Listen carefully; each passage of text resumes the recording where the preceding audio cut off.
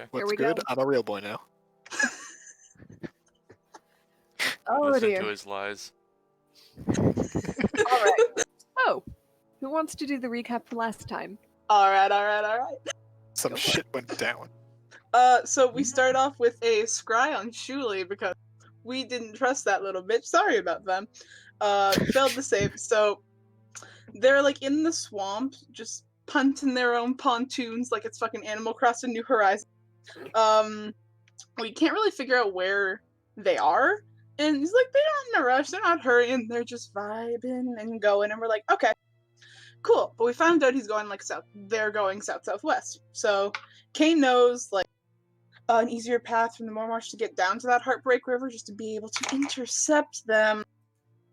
And we realized there's a lot of like okay, tiny towns like on the way to Shen, and we're like, okay, cool. Shuli's barge is slow. It's full of shit. We can catch up, but we can catch up even more if we create the very first speedboat using Conjure Elemental and the two boats tied together.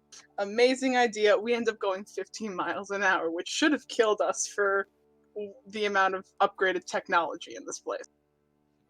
So we head down the river, we fucking zoom. Elemental goes drift seat. And we realize, like, oh shit, Alsana didn't roll her D100 when summoning that shit, so we're like, preemptive roll 8. Shit, there's another water elemental right when we summoned it. So we got to fight that little bit. We got some spare XP because one of us was waiting 130 XP to level up. I don't know who that was. Yeah, who was Anyone. could that be? Who could Yeah. that I don't be? know who wrote it down, but Can it be now? Who could it be? so One of us. One of us. So we short rest on the way so we get back some HP. It's all so in our trip we meet up with Shuli. We're like, yo, bro, but in the most gender neutral way. What's up?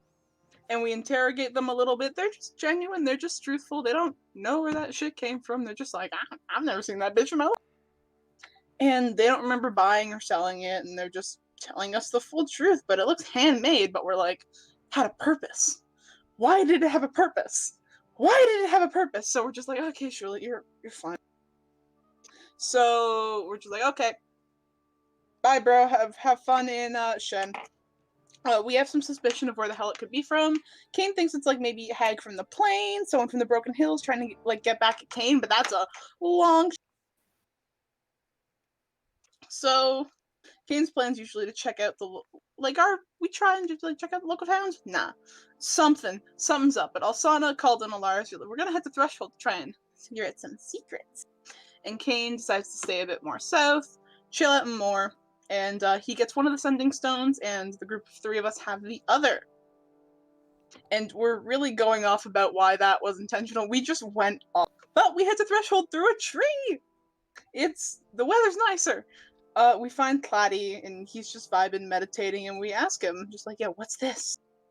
And we present the snake thing to him, and Claddy assumes whoever put it there, like, knew the shrine was powerful. I don't know. We're not sure if the other side was sabotaging us. That would have been like a really big long shot too. But a week ago, the other side had some chaos in the Howling Flames, but nothing else really significant. And Alsana's just like, hey, I mirror scried, remember that stuff? And he's like, oh yeah. So he doesn't have the body of the previous guardian, so the other side took it and haven't seen it since. That Claudia equivalent on the. But we're like, back to the totem. It seemed to have been made in the past year. It's not that strong magic. It could have been anyone, and we're like, fuck, okay. Side note, dragons are long, apparently. So we have some time to maybe check out the other shrines, but we're basically on call, so what that means is we could get called to go to the other side now, later, anytime. We may have time to go stake out another shrine, but we don't know. Or we can just head to Threshold and prepare and go preemptively, so it's not, like, reactionary. We want to be defensive. And Alsana has some post-game plans about setting up guardians around each of the shrines once all this is done. So Alsana and Calda go to bother Tokeny, and Alaris goes to do some target practice. Holy shit. And Kane heads back to Moor. He's just chilling out. He's helping Finley with the and he Kane gets also drunk. requested that someone brings his boat back. Yes, we need to bring his book back from Esol. That's the wrong campaign. Utar. Uthar. It's in the same place on each map. I'm pretty. No, it's not. Anyway. So we go and see Tokenie, and we're like, yo. And she's like, yo. And we're like, hey, you want to train? And she's like, yeah, I fucking want to train. So we go, bit bam boom, blast her with some training in like 2 rounds. We're all good. She taps out, and we're like, cool, you tapped out. And then we have Caldwell, Sana, and Tokenie just have a chill sleepover while everyone else just goes to sleep. We have a long rest, and that is it. All right. Very good. So, with that, everybody has taken a night's rest. You wake up the morning of the 4th day of Stormswell. It's the beginning of a new week, near the beginning of a new month. And people have their individual plans. So, let's just kind of go down the list a little bit. Somebody okay over there? Oh, we lost John. Yep. John briefly exploded. Yep. Yeah.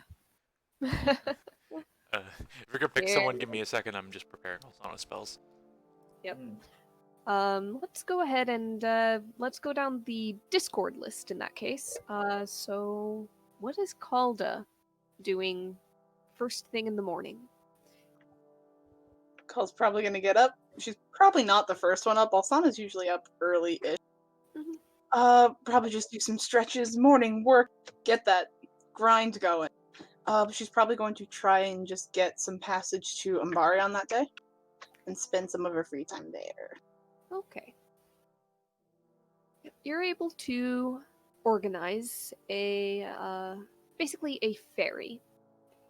They do run between Threshold and Umbarion, not as frequently as trade might suggest, but frequently enough. The order on Threshold does, for the most part, manage self-sufficiency. However, they do occasionally find themselves having to engage in some level of commerce with the outside world, as well as visits, discussions, trips in and out. So, you get yourself a ride on a boat. It's going to be the better part of the day, just for sailing over. But you arrive in Umbarion, safe and sound, and you're able to go home. Oh, first time since this started. Yep. Ow. It's a little bit different than when you last left. It looks like there's been a fresh coat of paint on the outside. Things have slightly changed positions here and there. Nothing extreme. But you head in, and there is that one extra bit of life that had been missing for so long. There are no roses in the window. Instead, there is a rose, laughing along with her siblings, hugging you, greeting you, showing you the things that she's been helping to carve, to paint in leather. Showing you the little window box garden that she's had set up outside her room. Oh, beautiful. You settle in for that night, and you can stay for however long you might like. How long are you planning? It'd probably just take the next day to get done what I was Mhm. planning on doing. Calder would probably just leave a note with Alsana or tell Alsana in advance, just go into Umbarion if you want to come and get me, or if you can send a letter or an animal, I'll be at my home. Sort of just suggest that to her, just be like, whenever you need me. If not, she'll probably just stay until she has to head back, or until Alsana probably does the transport via plants if she was planning on a day of going back to there if she was staying. I don't. Has Alsana ever been to Umbarion? No, Calder can meet her at Threshold. Okay. Okay. Yeah, nope. But that would work if you made Threshold the designated meeting place. I'm So- sorry. So was there a particular meet date or? Just if you had any specific one, if not, then the end of the month, like that. Okay. Yeah, that's the ironic threshold of the. Yeah, I mean, did we plan on doing anything in between, like now and hitting the shrine? I don't believe so. He's doing his thing, but Yeah. again, just need that boat. I can't do it until I get that boat. Yep. Just. Yeah. Okay. That's all. And then yeah, end of the month would work fine. Okay, cool. Yeah, and that's Calder would stay the entire month. That month, then my pen one. Okay. So, with that set, let's go ahead and go down the list. Alsana. What is Alsana's first day of the rest of the month potentially going to look like? She's gonna try to scry on the other side. All right. Which one would you like to try to scry on? Going for Kane. Okay. It fails. All right.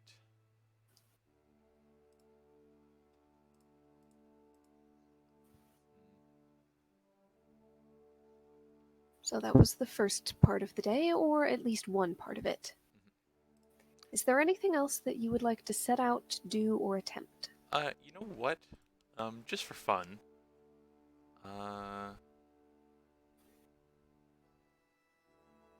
Okay, so, Alsana would like to scry on Calda.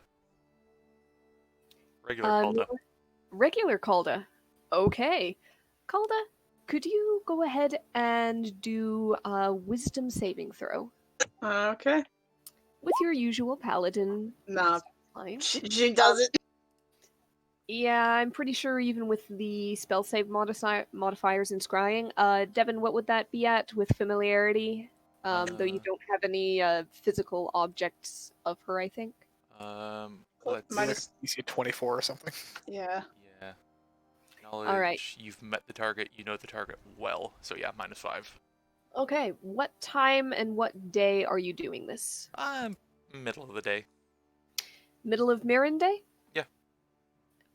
You see her on the boat. Oh, okay. No, if Going she. to... Yeah. Okay, no, You that saw was her off player this morning. stupid. You Yeah. would know better. Yeah, Okay. that's player stupid. Then she would do that the next day. All right, middle of the next day.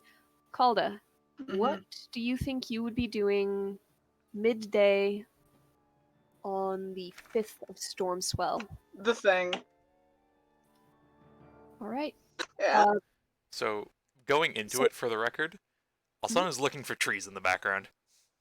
You do not see any trees. Okay. Calda is indoors.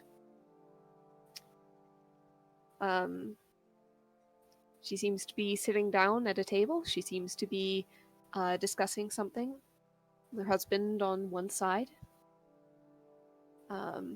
There is a sheet of parchment kind of between them. Calda's holding a quill pen in her fingers. They look very serious.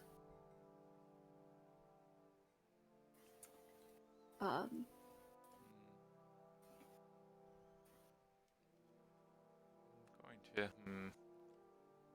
There is sound. It's just a question of how much timing, I guess. The Good. parchment looks about half filled, perhaps. A start has been made. It is writing, not drawing. Can Alsana do like an insight or something to like see if she can put together what exactly might be going on? Hmm. You can do an insight. Ty, I'm going to leave it up to you what the DC is, how difficult it might be. Okay. Okay. She's basically trying to find something that would basically say, I probably shouldn't be looking in on this. Mhm. Ah, well, okay then. It's I put the DC as 15, just my passive charisma stuff. Mhm. So nah. Okay, then she'll continue listening in. All right. Sorry, Ty. She's trying to get a beat on it, like what's going on and if she should just hang up immediately, but she's unsure Mhm. because she's also kind of hoping that at some point Calder just walks outside and she can see a tree. Oh my god. I'm sorry. How long does scrying last? 10 minutes? 1 think minute? so. 10 minutes? 10 minutes. Yeah. You hear Corin say, yeah, I know it's important. I really do. It's just kind of hard to think about. No, but we've been putting it off for so long. I need to do this. Alsana told me about to do it months ago, and I just wrote something on a piece of paper, and it needs to be more official than that. And Alsana goes, ah, and hangs up. There we go, motherfucker! All right. With your curiosity sated, at least for now. She just wanted to see a tree. Yikes. That's all she was going for. Just Roll maybe the she could D20. come in and visit and say hi to Rose. Roll a d20 for sheer dumb luck. Alright. Oh my god, you can keep screwing. I don't think she's gonna do it any other day, but There's that's like a tree in a window somewhere, and she just That's what the d20 for sheer dumb luck is. And no trees. dang. For a Kitchen moment has you no think windows. for a moment you sit there and think, the table is made out of wood and is fairly big, maybe, but then you kind of go, no, it doesn't really work that way and probably go very badly. Love the concept though. Table stride.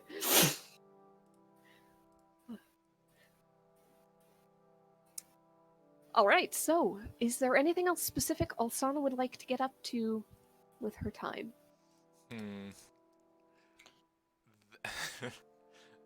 The next day, Mhm. Alsana scry on Calder's house. Oh my god. Because she's seen it now. You've seen one room in the interior? There's no Um, DCs, it just works. Learn what boundaries were Alsana. Yeah. Can you scry on a place you haven't ever seen before? Technically? Well, you've seen one room in the house. I'm Yeah, sure you that's can choose a fine. location you've seen before.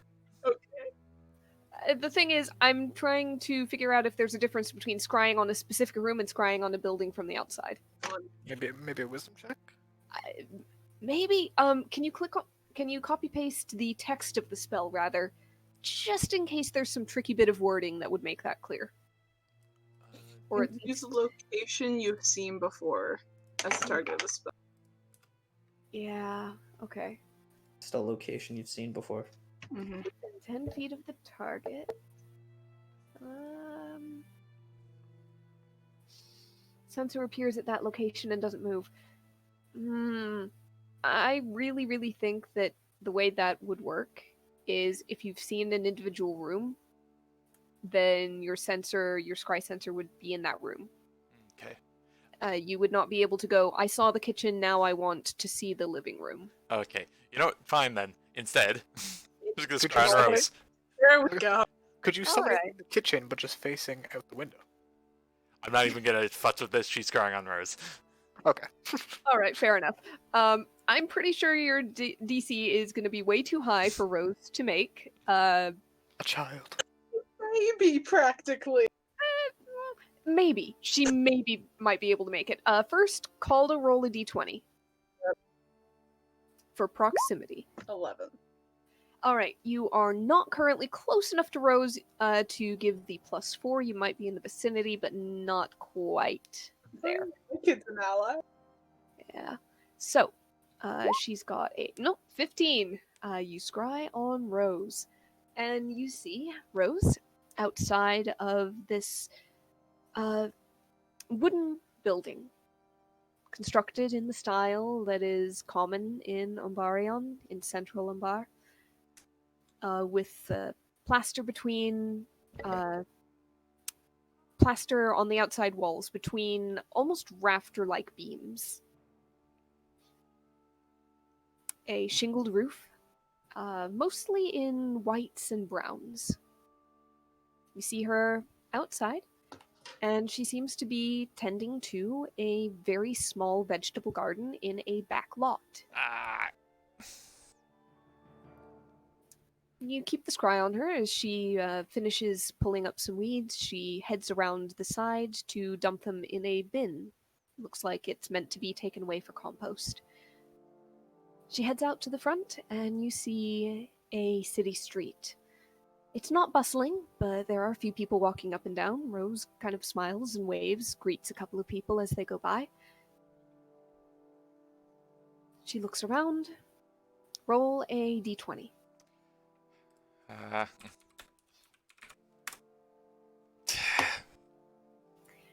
Unfortunately, the only tree that you see in the vicinity is one of those very small ones with the narrow trunk, the kind that's in almost a planter box built into the street.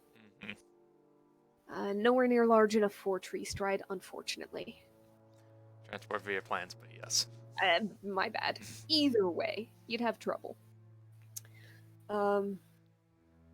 Critical Role has ruined us all for that, Yeah. hasn't it? Well, the critical roll was wrong too. I know, that's why. That is Yikes. exactly why.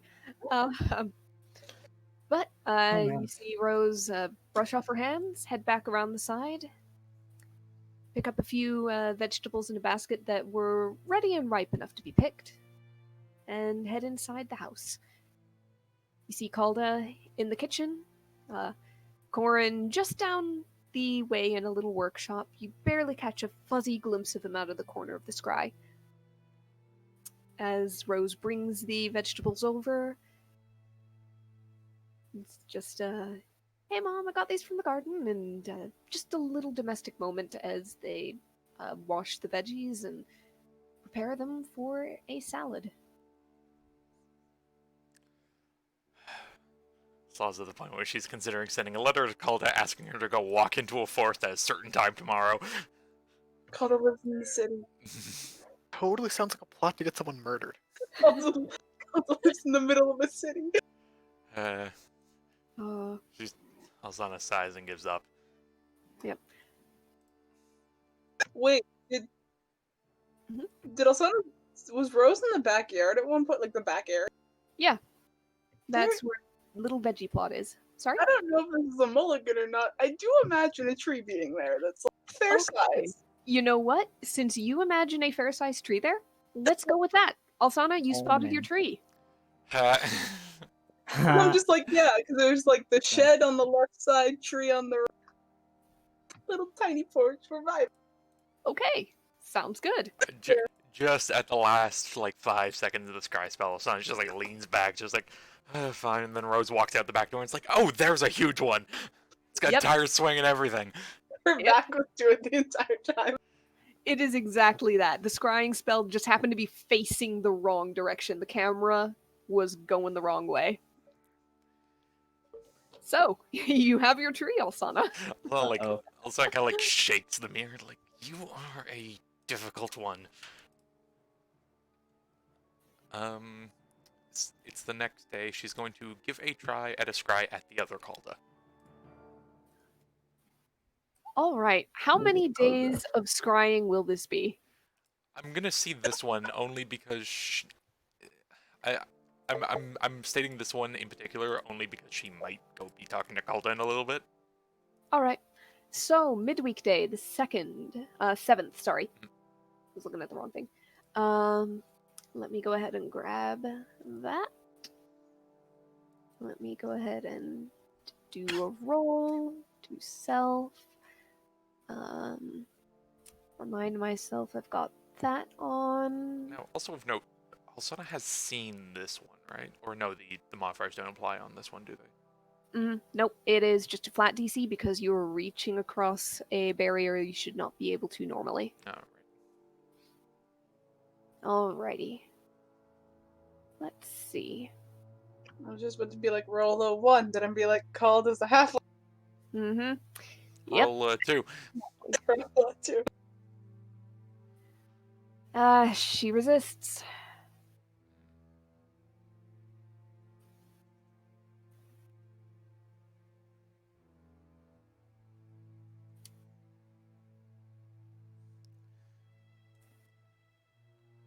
So- Alright.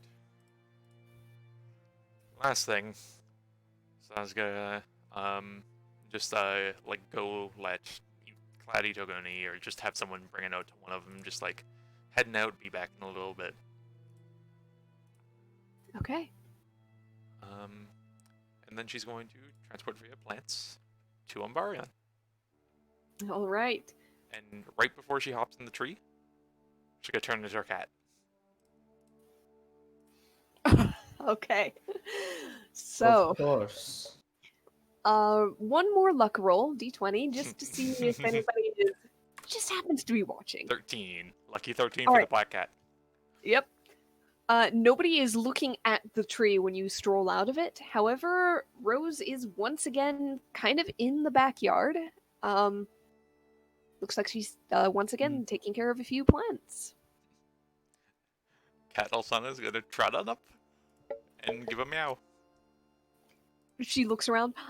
Oh, hello. She holds out a hand for you to sniff. Does this like the sniff and then the face into the Yep. You get the scritches behind the ears. Oh, you're adorable. There.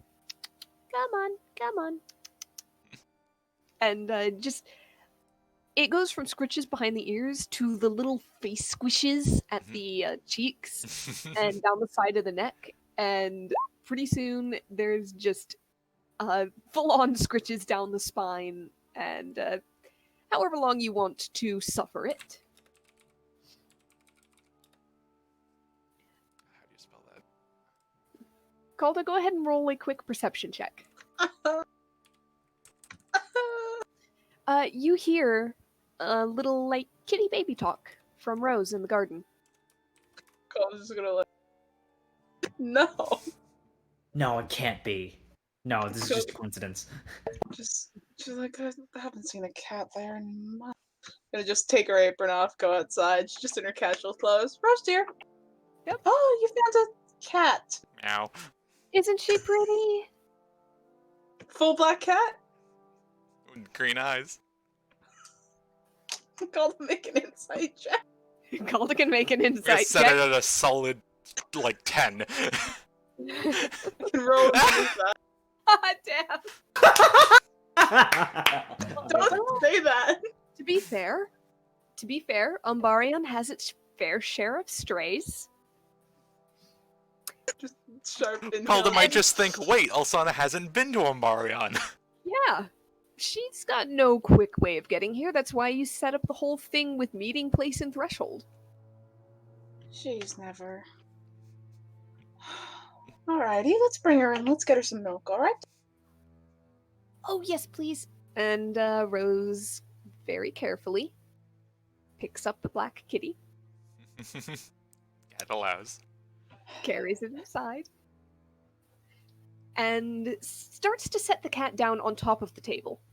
Oh, dear. We're gonna put dinner there. I don't really want cat shedding on the table. Oh, After dinner, though.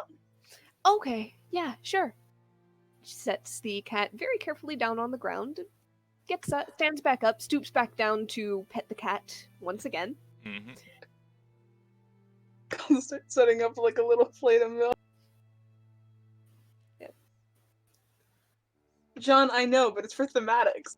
I know it's for thematics, but still. I've had 3 cats. I know. Yeah, public service announcement, don't give milk to cats. Yeah. Don't give milk to PSA. cats unless it's in Dungeons and Dragons and your DM isn't Conrad. Dungeons and Dragons or cartoons. Yeah. I don't know why cartoons are so responsible with that. Though honestly, Yeah. like, yes, but it's also like, you know, like a spoonful, fine. Yeah. I was But maybe it's- just put, like But you do not throw out the whole freaking saucer. Don't put a bowl of milk out, Jesus. just like a couple little thins of milk, put it on the floor to the cat, give the cat some scritch, Mm-hmm. take a closer look at the cat's eyes. Purely innocent. They're really a beautiful shade. Oh, you have such pretty green eyes. And Calda's doing like the under chin scritches with both of her hands. The cat seems very happy. Oh my god. All right, dear, if you want to set up some of that old news post that they sent out today, just in case. Yeah, Sorry. okay. So Okay, thank you, Rose. at some point, the cat is gonna wait till Calda has the back turned and no one else is in the room. Rose goes out to collect a few things to make the cat a comfy bed and maybe even a little place to go to the bathroom. Cat is gonna hop up on the chair and then become an Ilsana. And she's just gonna sit there with just like casually. I've had the wrong music going this entire time. This Just is a shenanigans. It's an amazing plan.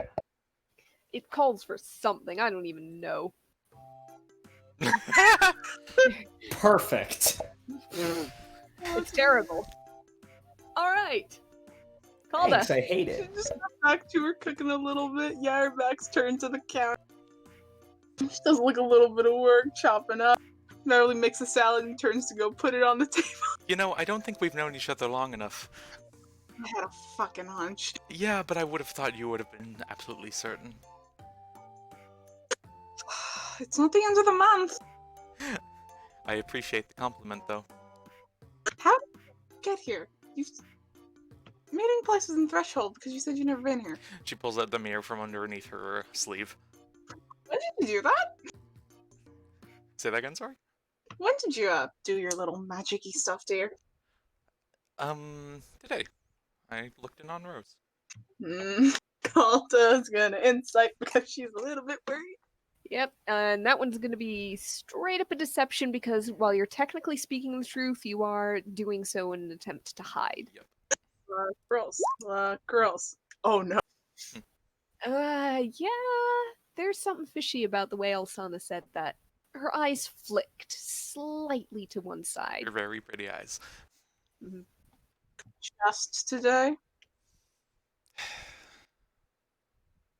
I turned it off right away. I'm sorry. Too nosy for your own good sometime.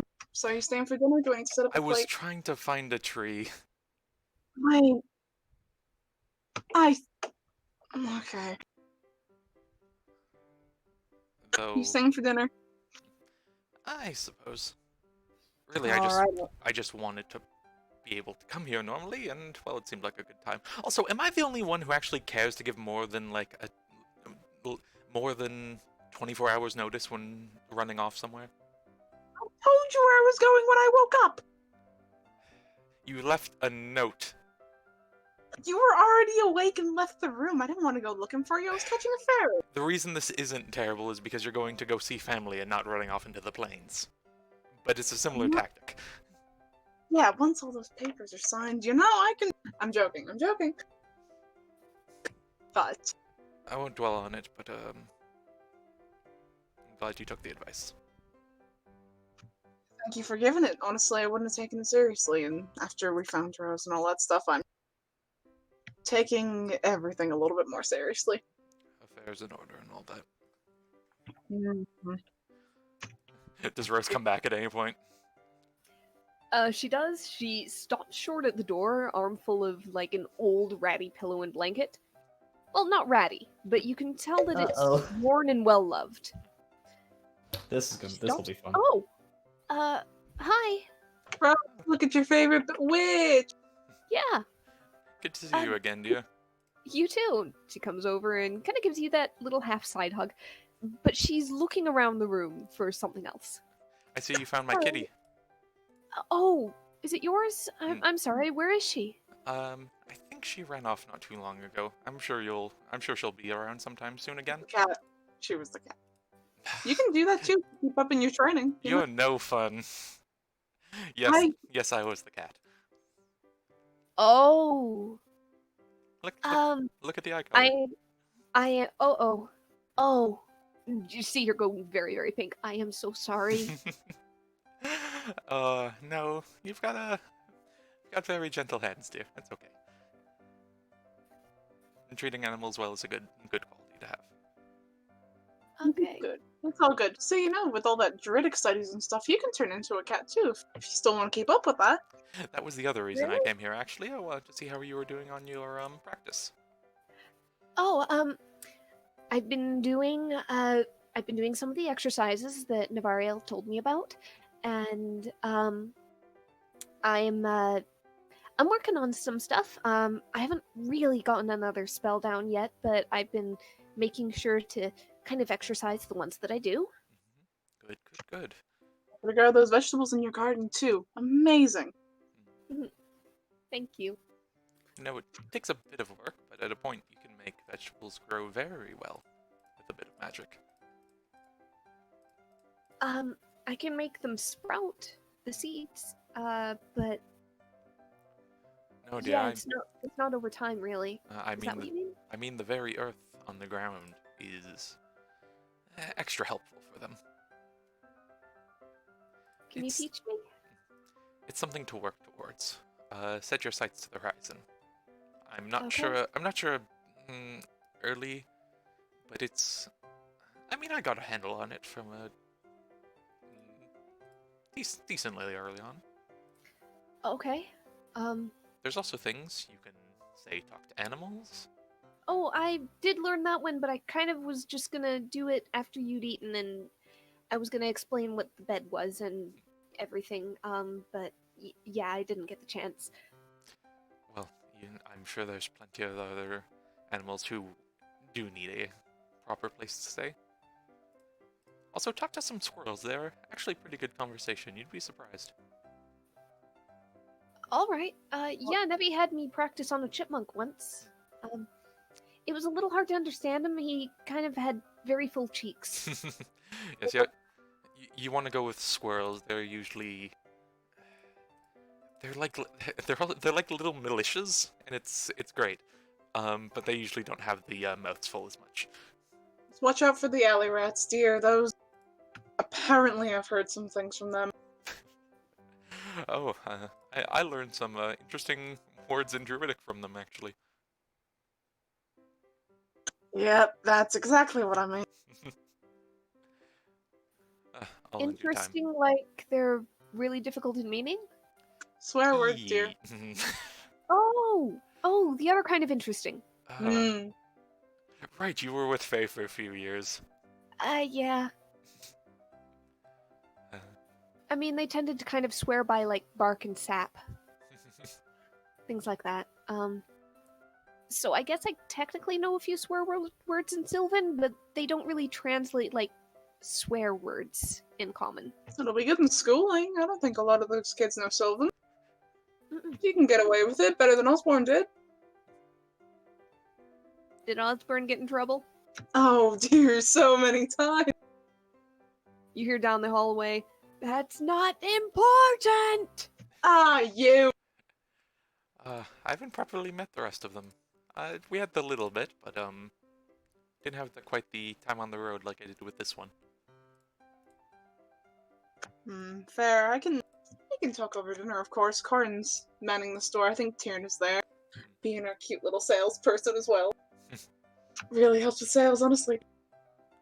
You have quite the wonderful collection, I must say. Thank you. Yeah, and then we've been fixing up the shed. Osborne's doing some woodwork in the back. It's fairly medium-ish size for you or Kane if you'd ever want to stay in there. We have the outhouse back, which is also medium size. We can just... That's all fine. I'm sure I can find somewhere else in town, too. Yeah, it's a little bit of a work in progress. If you come back once all this is done, of course, that'll be a nice little place to rest. She nods. I'll hold you to it. Sure you will. Got a long time to remember things, dear.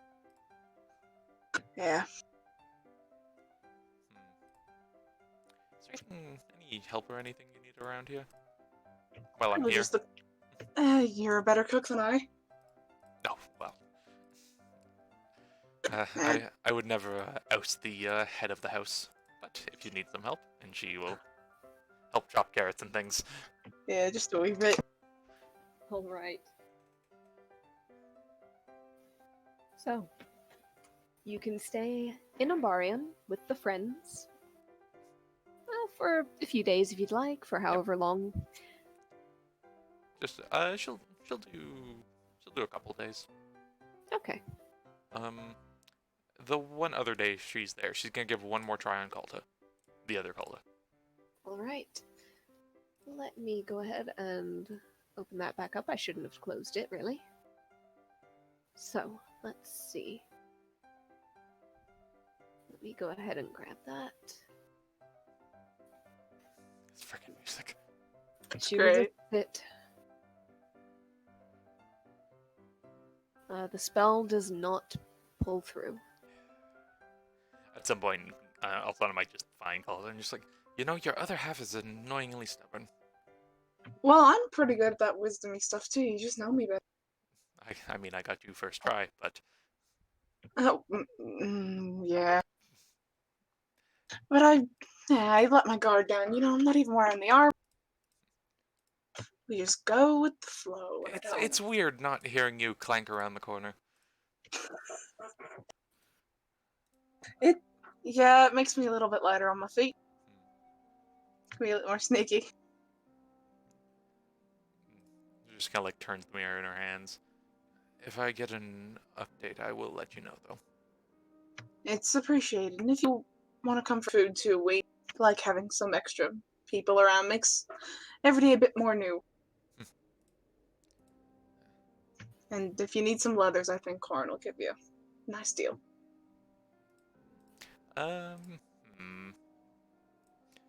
She thinks for a sec. Okay, do you remember that dress idea I mentioned before? With the belts? Oh, yeah, I believe so. Just You want okay. some... Hard cut from there. Scene goes on. Yep. I'll say this much. It is an interesting idea and commission. Corin and Osborne are uncertain. Tierna, however, takes one look at the sketched idea, hears it out, and is like, I want to try that. And attempts will be made, at least. However, that might be for a little later on. Put it on the back order. Doesn't need to be right away. Yep. In the meantime, John. Yeah. Elaris, I believe, was going to head to Walton. Yep. Was there anything on the way from Threshold or anything else he'd like to do in that time? Not really, no. Okay. So you get to Walton within a day and a half of travel. Yeah. Somewhere abouts. And Aurora and Gage are happy to see you. The town is still doing well. People are asking, so are you done? Are you finally here to stay? No. No, there's still work to be done, but I at the very least, have a bit of downtime. The answer is accepted, though it seems there's a little bit of maybe good-natured grumbling about how long you're going to be out on the road, and a few people mention that the town just isn't the same without you. Yeah, I suppose so. Do always come back missing this place, though. Aurora leans in and says, you'd better.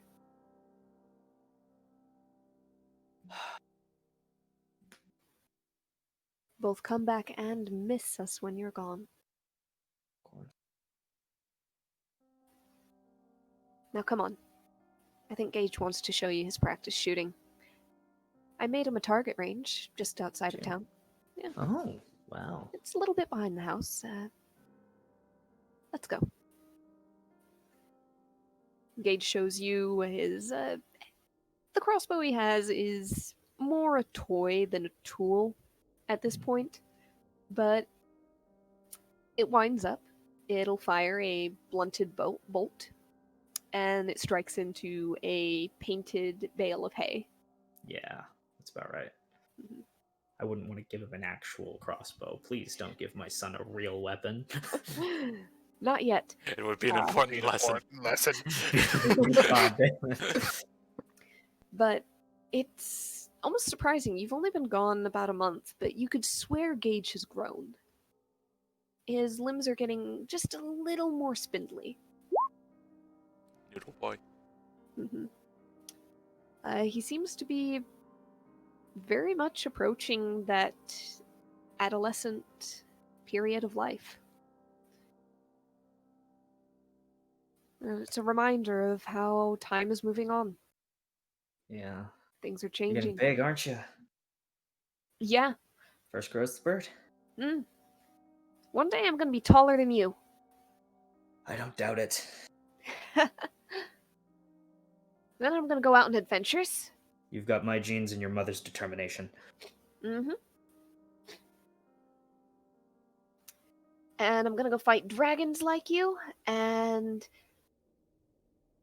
I'm gonna... I don't know. I'll find something. I'll be a proud father when you do.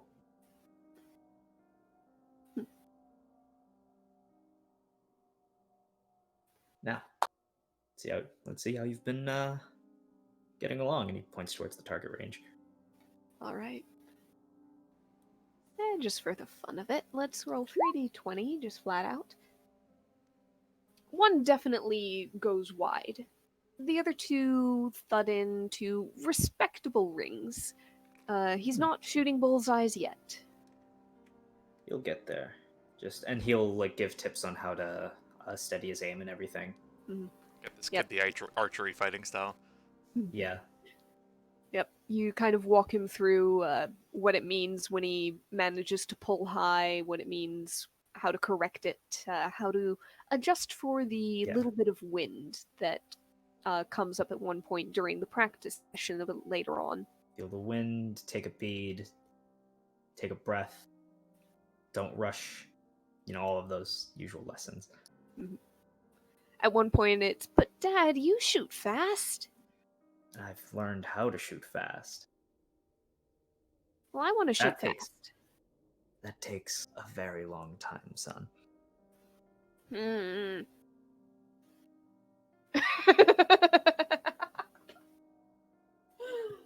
Oh no. God damn it! Damn it, Alsana! Send a letter next time. Please send a letter and 24 hours notice. Our children are going to be magical by the end of the... Yeah, motherfucker. 24 hours Send notice. 24 hours notice. I'm not saying she actually does, but Just give us enough time to put a table out, leave a spot out at the table for dinner. We need to start like a 24-hour notice thing. You're just gonna barge in. Yep. With a druid with transport via plants, you probably do need to set that boundary. However, Please I'll send say that 24 Alara- hours notice, and for the love of God, please don't try and do that while I'm sleeping. I will shoot you. Elaris, I'm gonna say for all of that, Elsana didn't actually show up. However, Okay. that night you do have one of those just slightly weird dreams. It's not a portent. It's not got Xanthus in it. It's one of those ordinary night sleep where it's the jumble of things that happen in the day.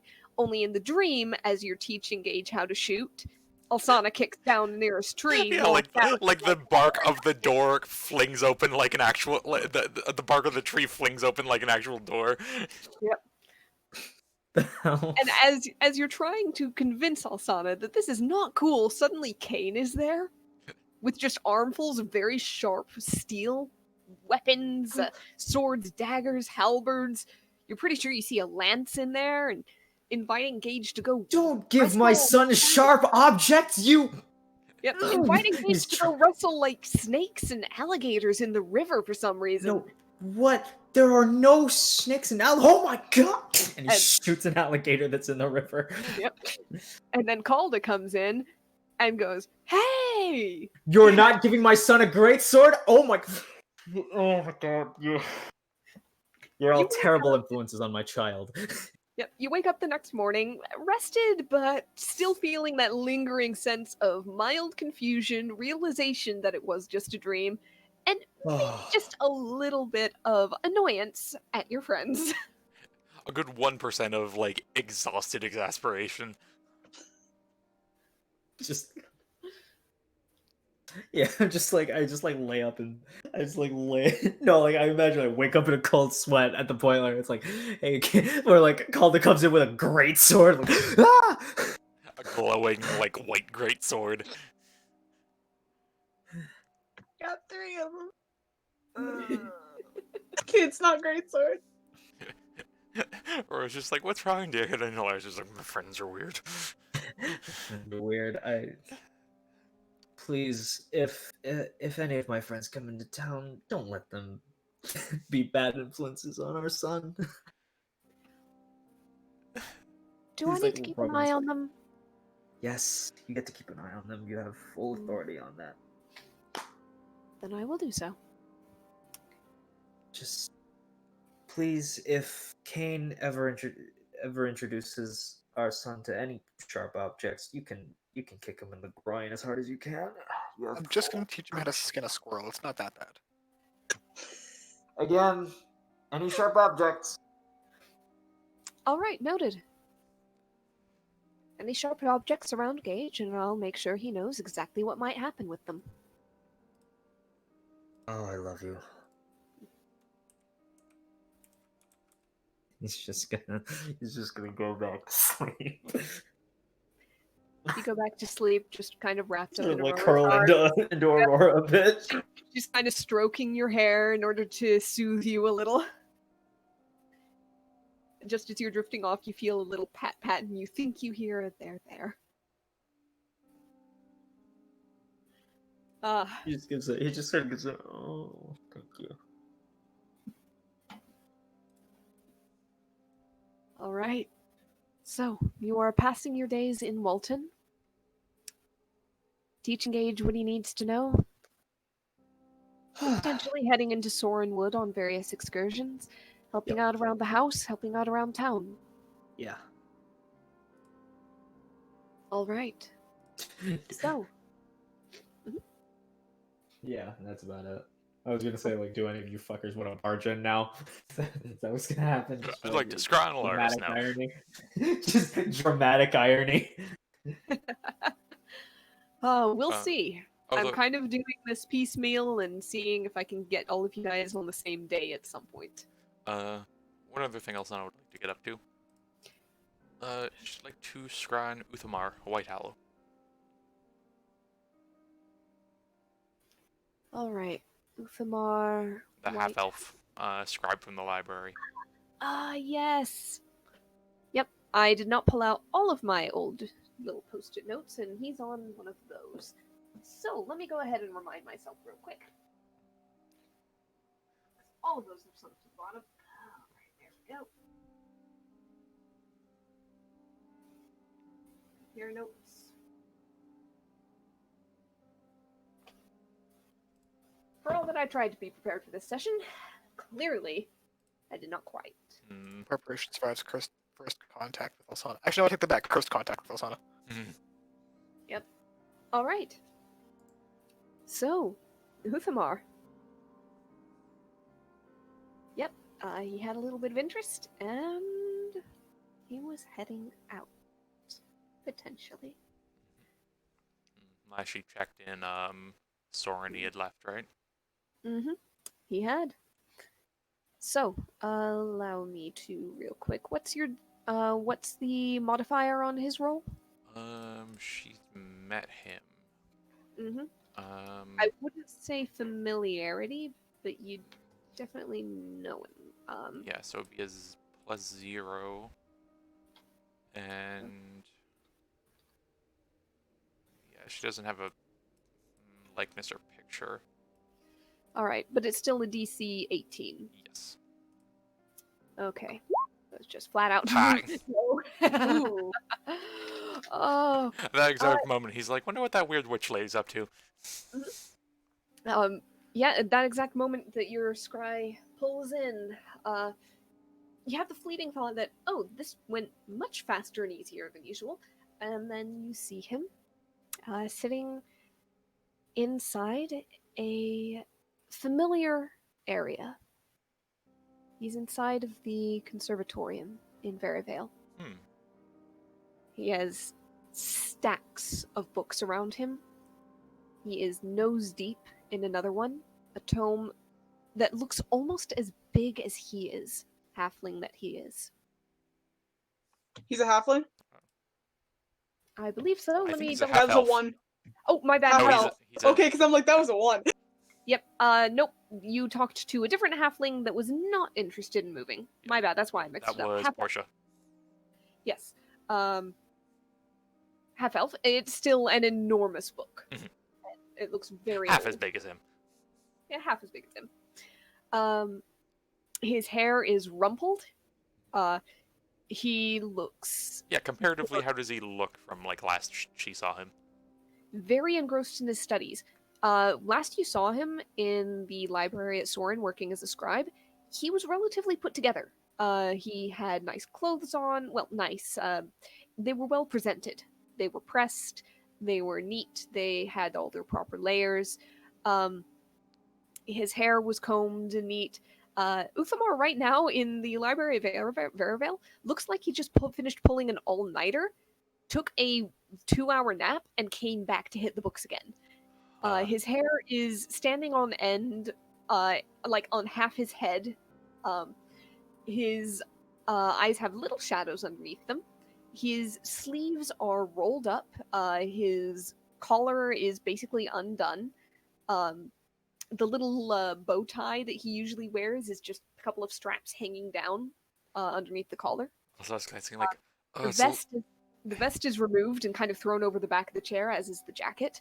But there is a light in his eyes that you recognize. That's the light of a scholar who has found something and is in full pursuit. so I was like looking at this. If Calder happens to be in the room or anything while she's doing it, she just like leans back and just like, oh, it's like looking at a mirror. Wait, it is looking at a mirror. You good? I'm looking in on a apprentice, let's say. Oh, little student you found? How'd you I've find them kicking about? one of a few. Was a librarian at Soren. Not Alright. that one. Okay. He was. His name's Uthmar. And he was kind of verging on wanting to go out and do stuff in the world. Had an old book from his cousin who had tried the adventuring gig before, but didn't last very long. By the look on your face, he did something? He's had the magic potential when I found him, and he seems to be very much leaning into it. That's good. He's over in Veravale in the library, and have you seen some of the students in Veravale when we were there? They looked very tired, but very, like, they didn't want to go to sleep. Let's just say that the makeup was helpful when I was there for a while because it hid some of the bags under the eyes. Oh, you guys really like your books.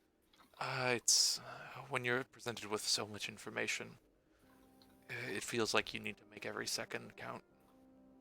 That's fair. That was a big library, even for someone who's bigger than me. No, it's big enough to house a certain friend in it. Yeah. But I should probably get started on that list too at some point. List for Nettie? Yep. That's fair. If you ever need help with it, I'll be here. I have a lot of free time, honestly. If you happen to have a frog infestation in the next little bit, I'll let you know. You hear a voice that says, Kane still needs his boat. I can't know- do my personal thing until I have my boat. Oh, shit. Forgot it was in your person thing.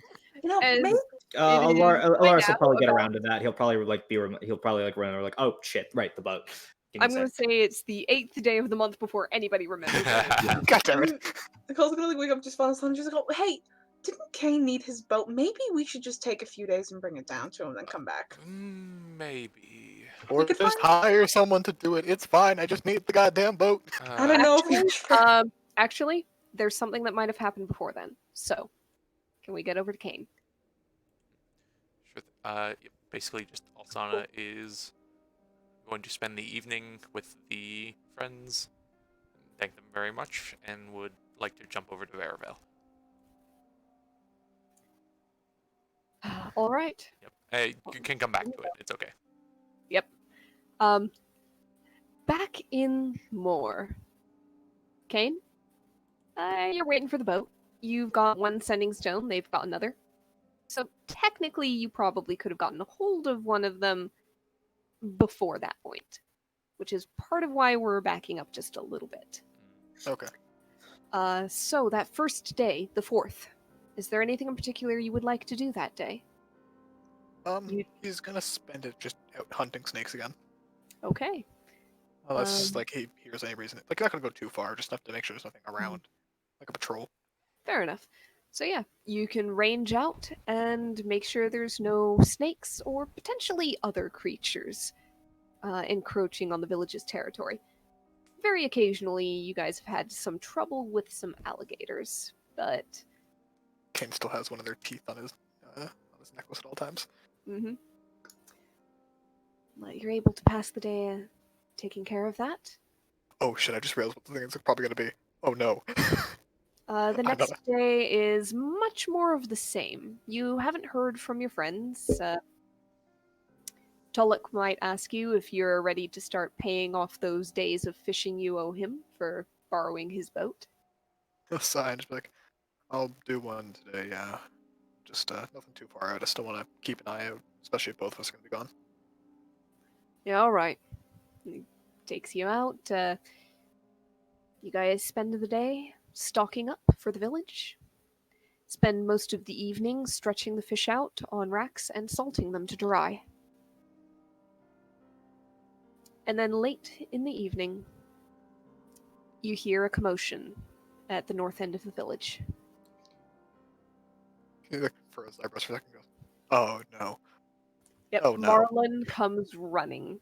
Oh shit. He's just going to start sprinting and like pick up Toluk by like the back of the neck and toss him over his shoulder and start running.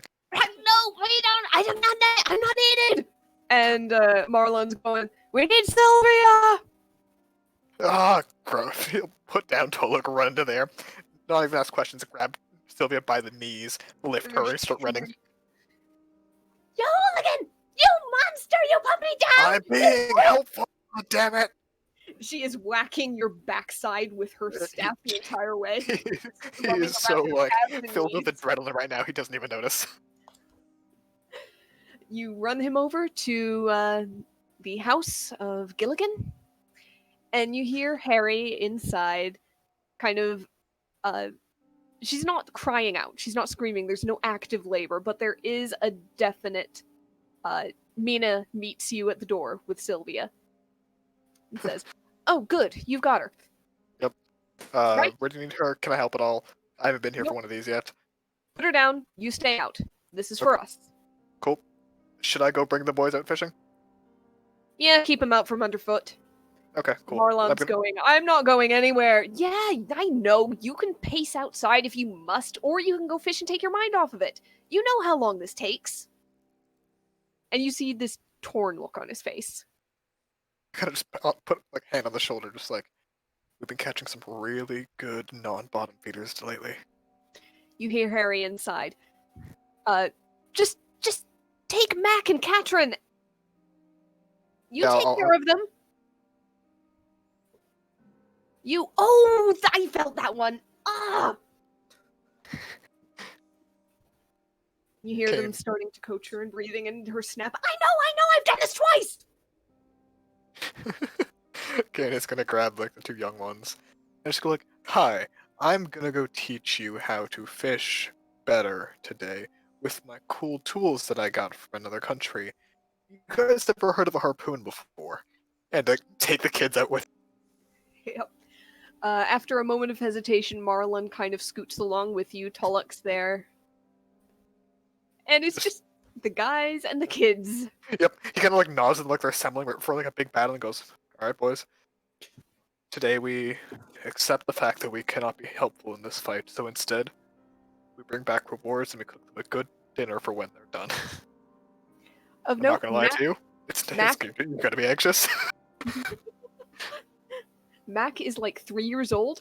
Katran is 1 and is Yep. being carried. Yep. However, you do have Toby, Lexi, and Kay who have been drawn out from the commotion, and they are a far more interested audience.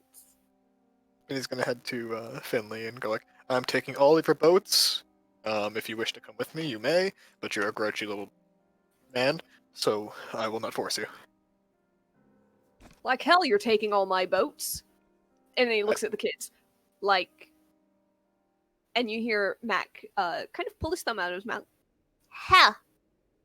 I just give him a significant look of like, you got a sailor's mouth on you. I need to punish you by taking away your booty. He just starts taking the boats, tying them together, and starts punting off with them.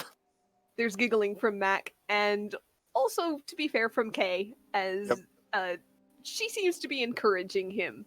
And by the time you finished taking the boats out, there is a very loud and enthusiastic, repeated call of "Buoy! Buoy!"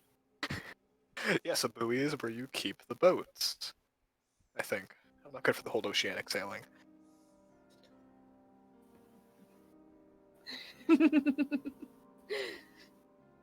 Double Double punting stick. punting stick. I like that. It's a good one. Yeah.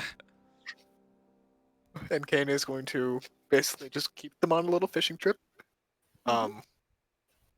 Basically every hour he'll punt back, see if there's any kind of lack of screaming. If there is, he will dock. If not, he will go back out. He will continue to fish.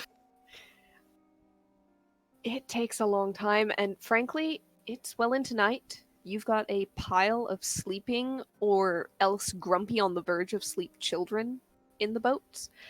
And in that it's case. still not over. He puts all the Pollock. sleeping ones into one boat. Yep.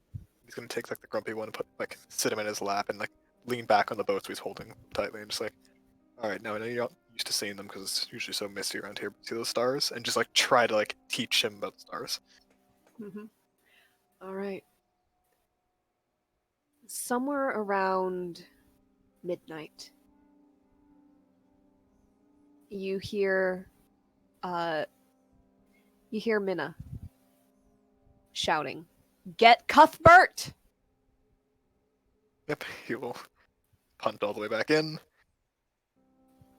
Like As you get begin to in- tie the dogs, like toss the rope to Tolek and just go, I'm gonna go back to ferrying people, run up, pick up Tolek around the hip, carry him to the house as well.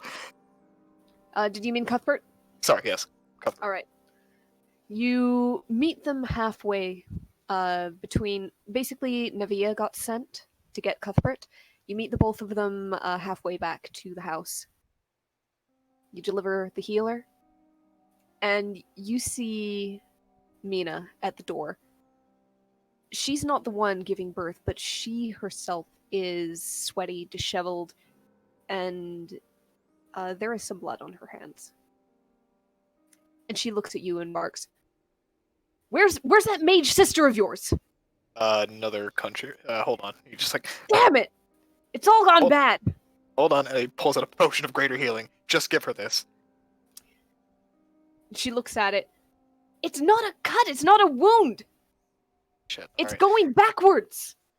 Okay, It's don't all know what turned that around. means. And he's just gonna grab the message and start like, help! Apparently, it's the baby is going backwards. I didn't know they could do that. Apparently, it likes back crawl. Please help. And also, I received that So message. what day is this? This would be about midnight on.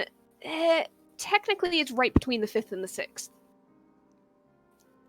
So sorry, where would that place it? That would place it before the day that you scry. You scryed on Calda and found out what she was doing during that day. You have not yet scryed and found out if there was a tree. Okay. Then perhaps You're still in Threshold. All right. So then she'd still have her transport via plans. Yep. Okay, she's going to, as quick as she can, go and get anything she knows would be useful within Alright. like a minute. Mhm. Run to a tree and transport via plants. All right. You transport, you poof out on the edge of town. And there are lights burning inside the hut not quite nearest north, but just beneath that. You see Kane outside the door. You see Marlon pacing back and forth with his hair fisted in both hands. And you can hear the screaming. She's gonna look to Kane and just, Just inside, I don't know the issue. I'm not gonna pretend like I know anything. Go help her. alright, and she's going to run in. Yep, you rush in. It's a mess. It seems that for all that it had gone well at first, baby is trying to come out the wrong way around. Now, has Alsana ever taken care of a birth before? I would almost ask you that, but she's had medicine proficiency for a while. Yep. And she She has. has lived in the Greenwire tribes before. She was Alright. in Varavale for a while, so she might have been called for, like, is there a doctor or anything? If there wasn't, like, a professional one. Fair enough. Okay, go ahead and roll your medicine check. Alright, she's gonna guidance herself as she kind of steadies her own hands. As always, yes. And just in case, too, she will also throw up a healing spirit. Okay. Just to put, like, bring to and Mitigate? pull away as she needs. Prevent too much further damage being done, at least. Yes. So, Okay. medicine. Well, 31. Yeah. With She great invents the speed, C-section. you get everything set up, and you actually, yeah, maybe there is a new technique that you read of, heard of, saw done a few times in Varavale. Hasn't made it this far out into small towns and villages, but it's established in larger cities for when the baby can't be born in the normal way. Mina and Sylvia protest at first, but they don't know what else to do. And when Harry screams, "Just let her!" you're free to do it. And through a way that Moore has not yet seen, you help deliver a baby. Pull it out, seal up the cut, and any further tears or issues with the healing spirit. Get Harry settled as Mina whisks the baby away to get it cleaned up, swaddled, get the cord cut and tied. And within an hour of you arriving, Harry is holding a new baby boy. Hold on, let me just check something. Kane passes out. Kane just kind of hovering in the doorway. You catch just a glimpse of what looks like a bloody piece of meat that's screaming its little lungs out, being pulled out of a woman. It's just And like, oh my god. Then you wake up. Looking up at the stars with Marlon kind of leaning over you with wide eyes. What is it? What happened? What did you see? It worked. Oh god, and he runs into the door, almost smack into Mina, who says, "Damn fool boy, oh, calm down. They're fine." I at least have the dignity to pass out and be a nuisance outside the door. Go on, go see your new son. Marlon stumbles in, looking like he's moving through a daze. Harry reaches a hand out to him and he takes it. He starts to cry. In the meantime, things are being cleaned up from after the birth. And as things are cleared and settled, Marlon lets go of his wife's hand and comes over to you, Alsana, and takes your hand in both of his. And still crying, he says, "Thank you. Thank you so much." She's kind of like almost not fully sure what to do, but just nods and only did what I could. He nods, goes over to find Kane. And Kane, he wraps you in a rib-breaking embrace almost. Oh, Kane didn't get up from like laying down on the docks. Then he reaches down, hauls you up by the shirt collar, and then grabs onto you.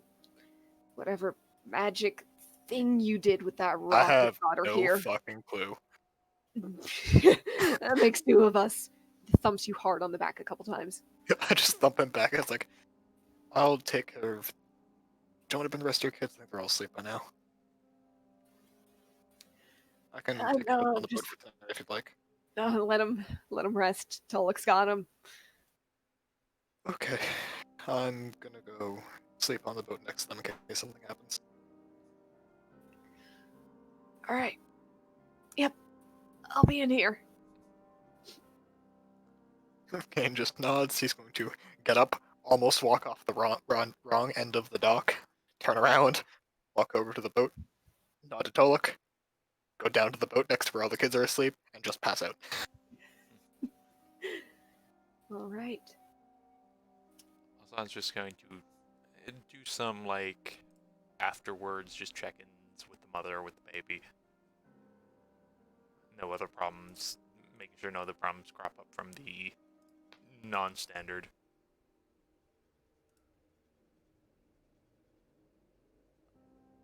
Hello?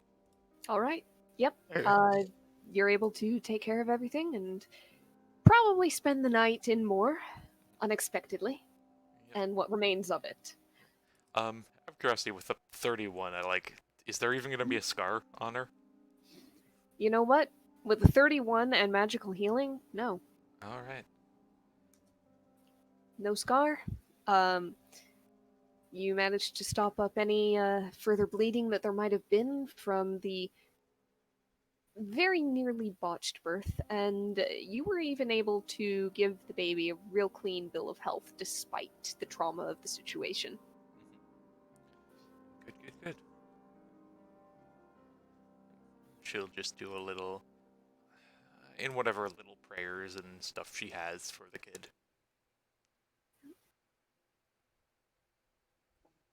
And the next morning, you are asked for. And you walk in, and Harry is sitting there, just holding on to the baby. Everything She alright? says, "Yes, thank you." So, we were thinking. At first, we were going to name the baby if it was a boy, Sal. But Don't name it after Alsana. I'm gonna be so angry. we were thinking maybe of changing it to San. Let's real quick. Alsana keeps it together a bit. Just you don't have to. Like I said, I only did as well as I could. I suppose I don't know what to say. Well, you can tell us no if you'd rather not. But we do want to, and we just thought we should let you know. I would never deny it or anything. Just let's just say I wasn't expecting this when I woke up yesterday. Neither was I. We did briefly think about, if we could somehow combine your name with Kane's, but we're having a little bit of trouble making that make sense. Al Kane? Damn it, Kane knows them. Can Kane choose that moment to walk in by really quick? Yeah, sure. Kane walks in and goes, "By the way, technically my first name is Good." Oh, you I told you did if I come mention- back. Well, alright then. Well, if you weren't gonna say it, I was. I know. It still doesn't flow together. It doesn't flow together. if we were thinking of naming him Sal, but well, given what happened and you getting her here in time and her helping, Okay, Kane remains conscious. And just kind of smiles and goes, no, definitely name after her. I can promise you naming a kid Good is not a good choice. I teased him relentlessly for it as a kid. Oh, if you thought you were bad. mm, yes, I suppose that would be best to avoid, especially as this one has 2 older siblings. But Mhm. how about Anna? Anna, Out of character question. What is the actual kid? baby boy. Okay. Basically, if Oh, it's baby boy. Okay, yeah. sorry. Yeah. Oh, that was baby girl. My mistake. Oh, it's okay. In that case, If that turns out to be the case, they'll keep Anna in mind to suggest it. Just- well, I mean, it's still your choice to make. I'm low for recommendations or anything, but I would be honored. Alsan is a name. All right. Sounds a little better than Son, and you can call him Al. Maybe Alsan. She thinks for a second. It's like, oh, that's even more direct. Oh, okay. Oh, this is weird. But again, I'd be honored. Well, given his entry into the world was already a little weird. Definitely be in keeping. don't be surprised if, for the entirety of the time I know him, I say his name backwards.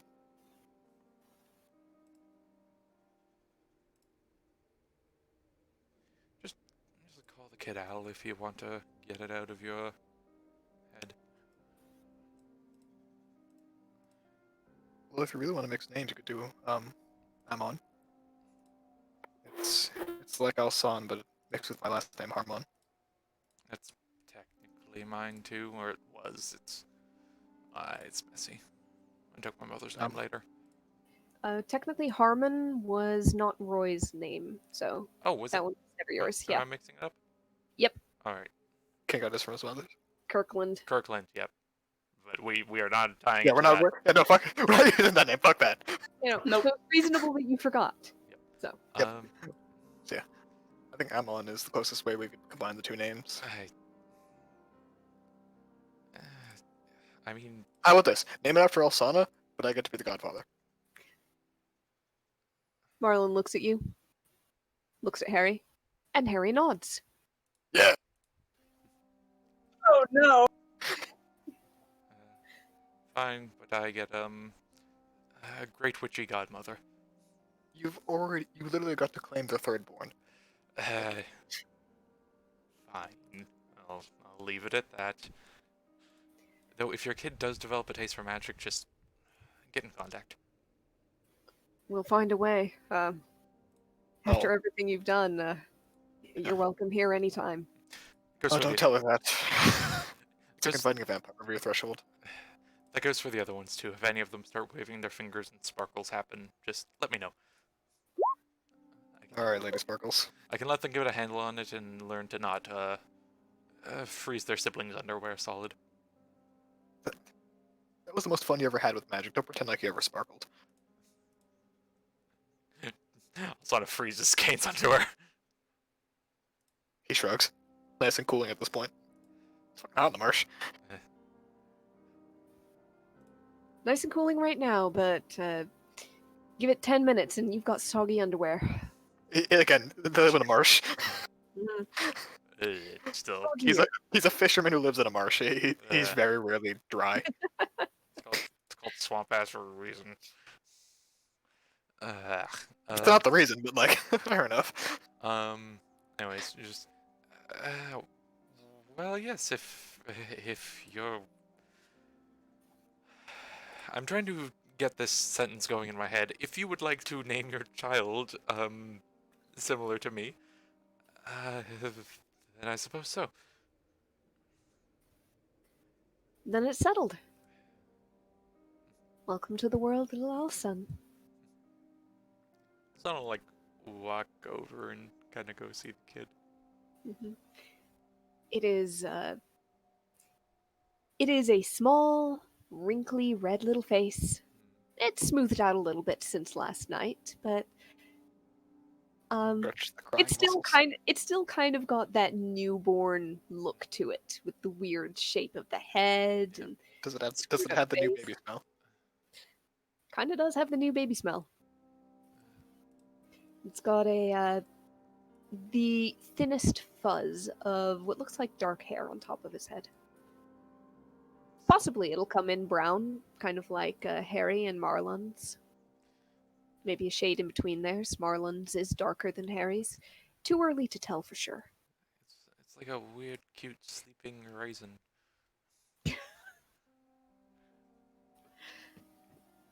That's one way to put it. Why would you equate it to food? Give him a little time. He'll fill out and look a little bit more like a baby. I think this is as baby as it's possible to look, isn't it? It's as newborn as it's possible to look. Well, Well, who knows, Kane? You find a nice lady and settle down. Maybe one day you'll see one of your own. Oh, he already has. Found a nice one, that is. Has he? damn it. Okay. I was hoping Kid would pass out again. Also, like looks over to Kane with like the Cheshire Cat grin.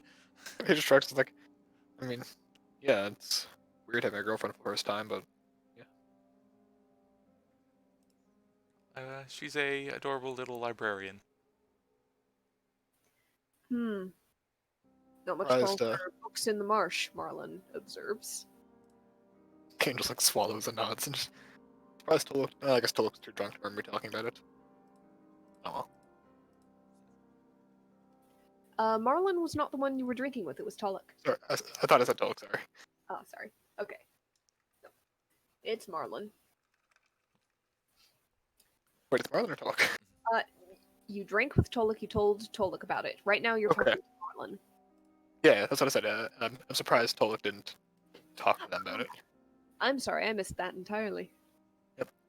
He just shrugs like, anyways, also, do you have any timeline of when we get in that boat? Oh,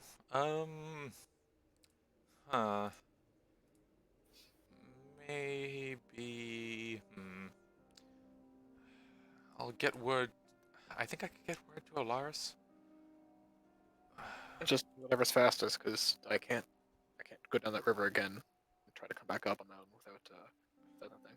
I think he just left to out of Threshold. Alright, just tell me when. Can't do much till then. Otherwise, I could probably just send word to hire someone. I'll pay for it if you need to, just as long as it's back here.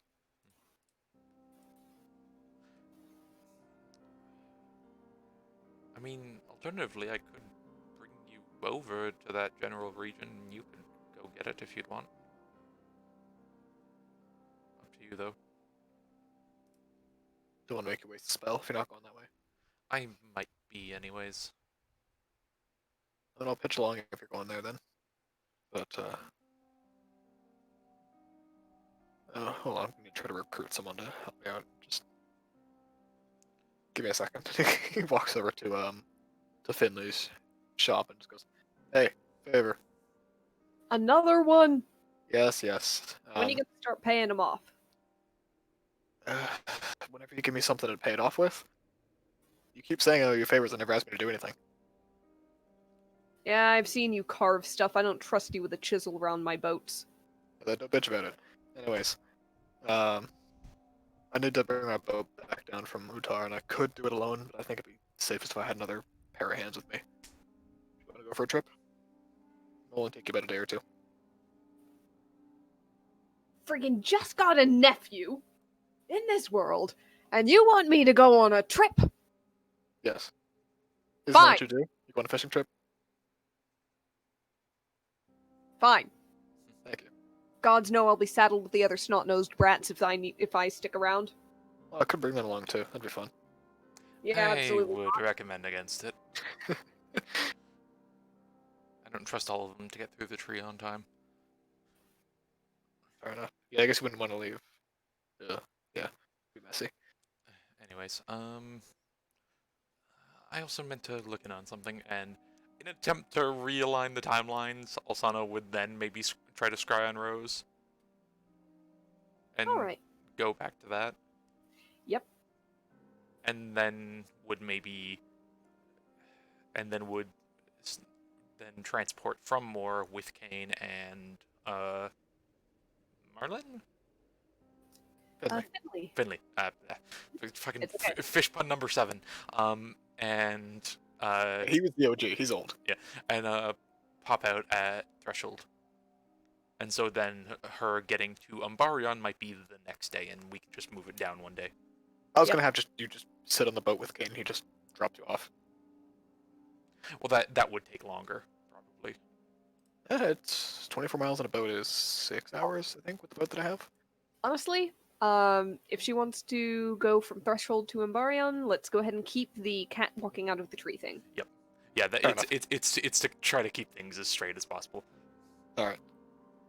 Also, again, just you can just go like, because I imagine the route from like there to there would be different from like, let's stop in there and there and yeah. Anyways. Yep. Okay, so do that. Move the cat appearing one day later.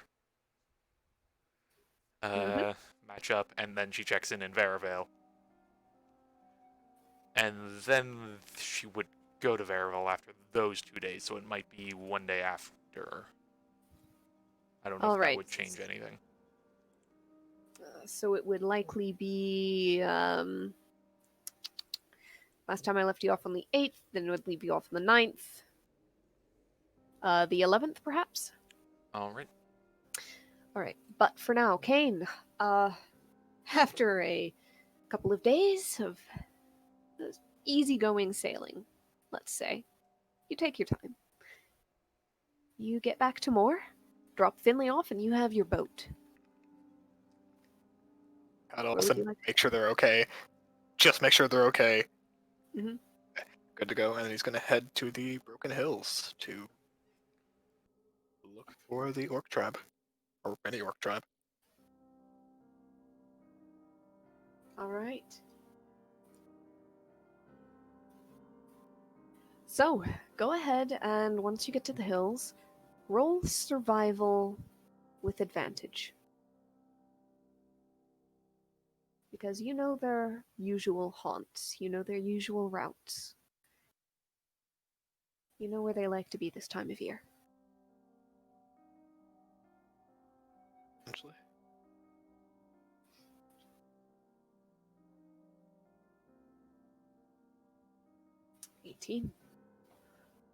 All right.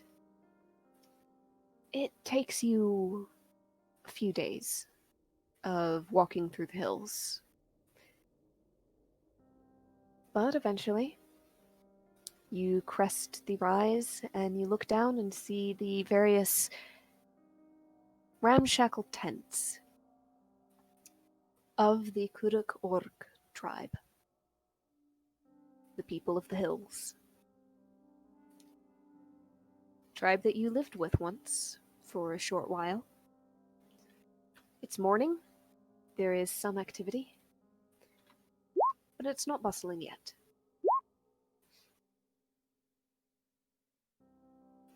And he is going to basically just walk into the perimeter, make himself clearly visible so they know he's coming in, and demand to see.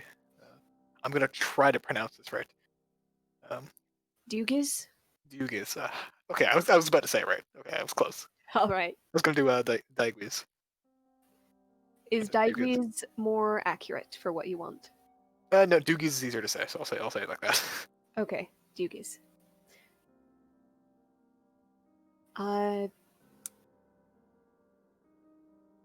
Go ahead and roll me a real quick, what would memory be? Uh, I typically do intelligence. mhm. I would too, but this might fall into wisdom, almost on the lines of insight. They're all the same bonus. All right, sure. Go ahead and make a check with one of those. Yeah. Yeah. All mental stats are +1. Okay. So, the one orc on the border patrol who stops you. You make mention of this name, and he peers closer at you. And looking back at him, you recognize Odor, one of your younger half brothers. It says, I have business. I'm not going to stay long. Don't worry. Good. Didn't think you were still alive. Mother will not be pleased to see you. I'm giving you this one friendly warning, for old time's sake. Well, can you answer me this question real quick? Possibly save her the trouble. She will see you whether or not you prefer it. She has a thing to say. Does not surprise me. Come this way. Is Dren alive? Come this way. Here's- He heads in. As a note, by the way, he's in his plate armor. All right, plate armor, fully armed and armored, and ready for anything that may come. Maybe not anything, but he'll do his damn best. All right. As you head in, following Odor, far more simply garbed and armored, you find yourself attracting attention. Eyes are following you, as are whispers. All in Orcish, which you understand. Little snatches. People wondering who you are. No, you couldn't be. There's Yes, like you 6 are. inches taller than he was last time. So And eventually, Odor takes you to a tent near the center of the camp. A place for some of the more esteemed members, the elders who have proven themselves strong enough to survive thus far. The most powerful, the most valued and protected. He pushes aside a flap of the tent, pokes his head in. Mother, one has returned. It is good. And he pulls his head back out, still holding the flap open, and gestures with the rough spear he holds for you to walk in. does so and kind of pats on the shoulder. Inside the dim interior of the tent, the flap falls shut behind you. There is a small circle of glowing coals. Right in the center, the hearth. And sitting on the other side of it, still large, imposingly so, but silver-haired, with lines carved in her face. Deep wrinkles caused by time and stress. Gnarled hands, though still with thick claws painted black. You see sitting your mother by birth. She looks back at you with sharp eyes. To her, head brand.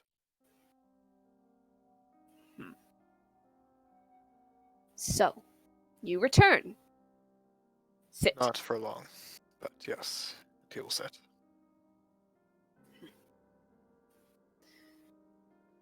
It had best not be for long unless you plan to reclaim your honor and strength. In which case it will be very long indeed. As of now, you are dead in dishonor to us. Where? I even picked a new name so you wouldn't have to go looking for me.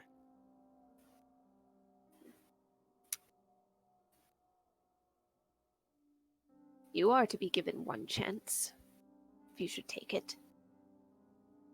You may rejoin the tribe as a lesser warrior, and through time, either prove your strength or fall finally.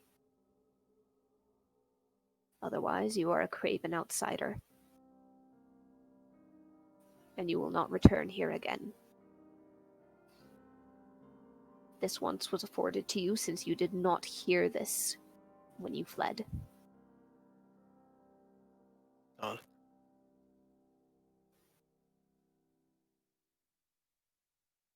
I come here under a new name. I don't come here to reclaim my spot. My spot is to be left vacant. Come here just with a question, though. And what question would you ask of me, outsider? Any curses, taboos, emissaries, blights sent after me due to my dishonor. No. We had no need to hunt you. You don't All think those who flee hunt themselves in the end. there's no chance that anyone would have sent someone to come take vengeance upon me? No.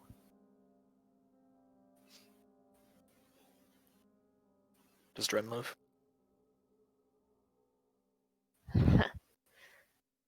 Dren.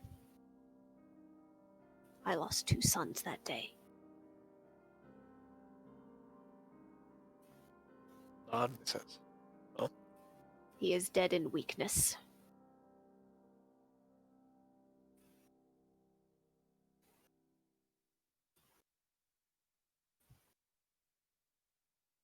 It helps. It seems his strength been blessed upon me instead. Though I have no use to put it here for the tribe. Farewell, Head Brand. I will not see you again. Farewell, strength thief. You had best not. If I do, it will not be so peaceful, I promise you. Nor will People. I. And he'll head out and make his way off to Shen. As you leave the tribe, you hear someone call behind you. Wait! Wait! Good, wait! Just look over the shoulder. You see your youngest half-sibling, Murin. All day. Full orc. Not half. Shares the same father as Odor. But she follows after you. Just put a hand up before she gets too close. Just, the name Good has been forgotten. That was the tribe's name. I'm Kane.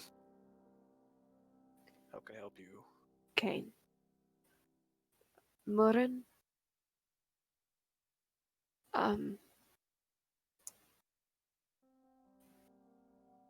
Are you not gonna stay? I'm not going to spend years here trying to reclaim a place that was never mine in the first place. Headbrand doesn't want me. Dren remains a reminder of my failings. I have a new name. I choose to live by it. And I've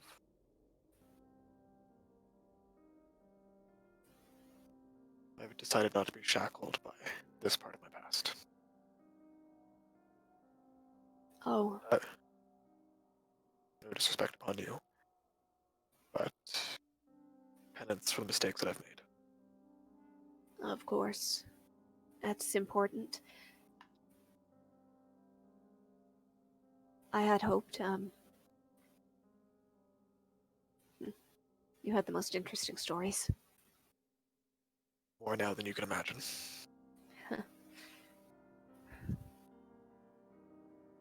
I'd like to hear them one day. But if you aren't to return, then... well, good luck. He'll nod and just kind of I suppose Grumsh has forsaken you, but may some god look after you in his stead. think, I think I'm gonna stop asking the gods to look out for me. I've done far better looking out for myself. She Much looks as a little Grumsh shaken. says. Yep, he kind of smiles and just. I do have something I'd like to ask you and anyone else, though, who still sees me as some sort of sibling as opposed to an outsider. if any of you ever crave to wander, possibly to another orc tribe, I know one that is. They invited me in, and they would invite you as well. They have a different hunting ground. We could spread the strength of our tribe through it. Our tribe.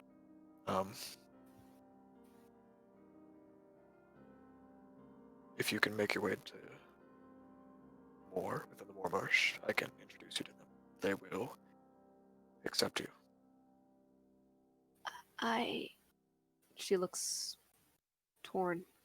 Roll a just quick gonna- persuasion check.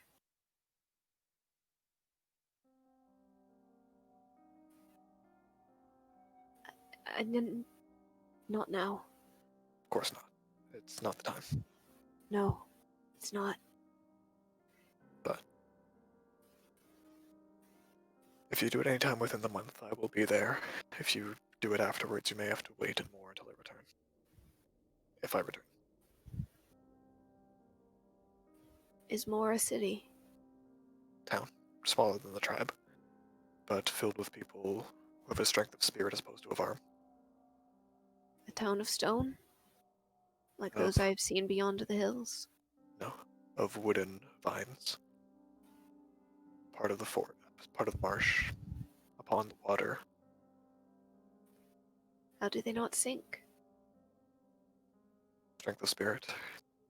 And ingenuity of relying on something other than a god.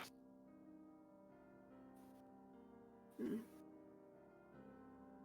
Maybe one day I should like to see it up close. I've always wondered how they could stand it. Always being in one place, and whether it's true that everybody in towns is all wealthy and have whatever they want. You'll find those and more. They have even less than what you have here. They survive off of what they can, but that is their home. It is their territory. And though nature wants to remove them, they'd rather fight back.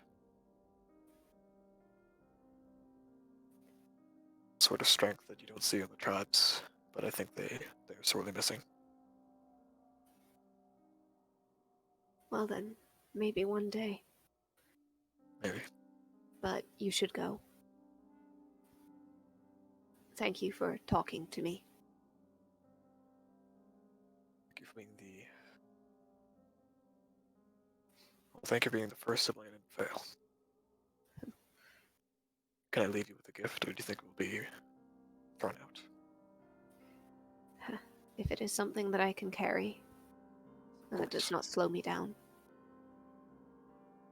I don't think much can slow you down. And he's gonna pull out the calcified gator tooth Mhm.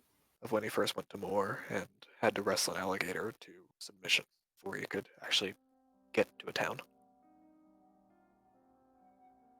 This is my talisman. And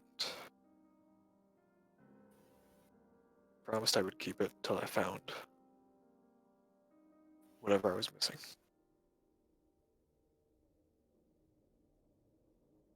And I'm trying to come to terms with the fact that might be family. All the family that I failed.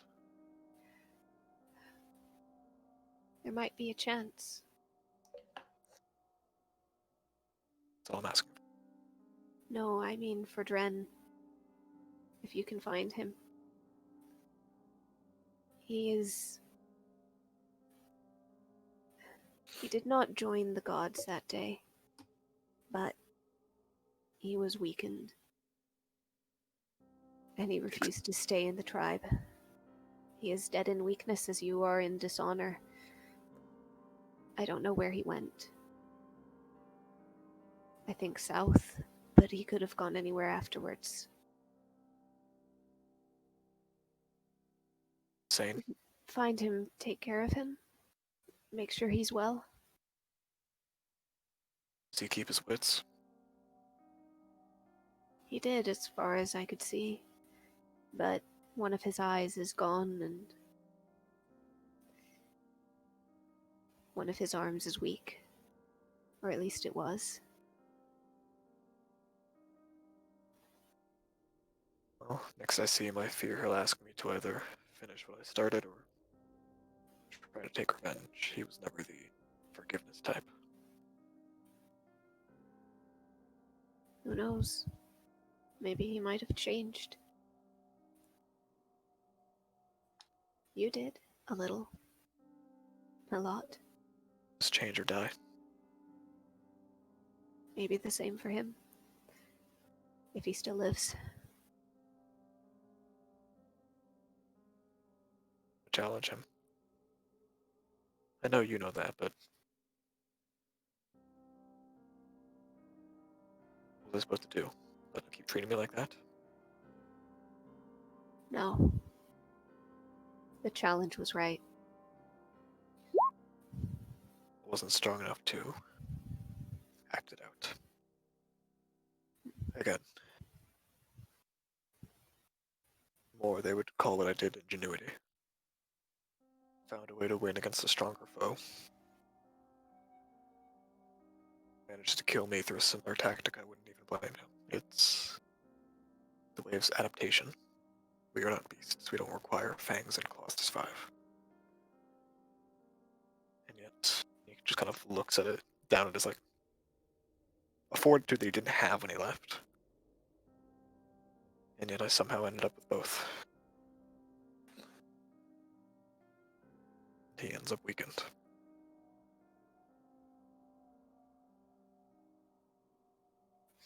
You don't have to leave the tribes, but travel. We think we're free by wandering the same paths year by year, but we're not. We've seen the slightest corners of what else is possible. And it mystifies me every day. Kane, you know as well as I do that to travel is to leave the tribes in that way. Then travel and come back to the new tribe, maybe. Or join mine. It's gonna be a while before I stay in one place, I think. Been in a boat before? She shakes her head. I wouldn't be against as many of you wish to come to see the rest of the world to join me. Be assured that there'd be adventure, conflict, and family that doesn't rely on you being strong enough to fight back.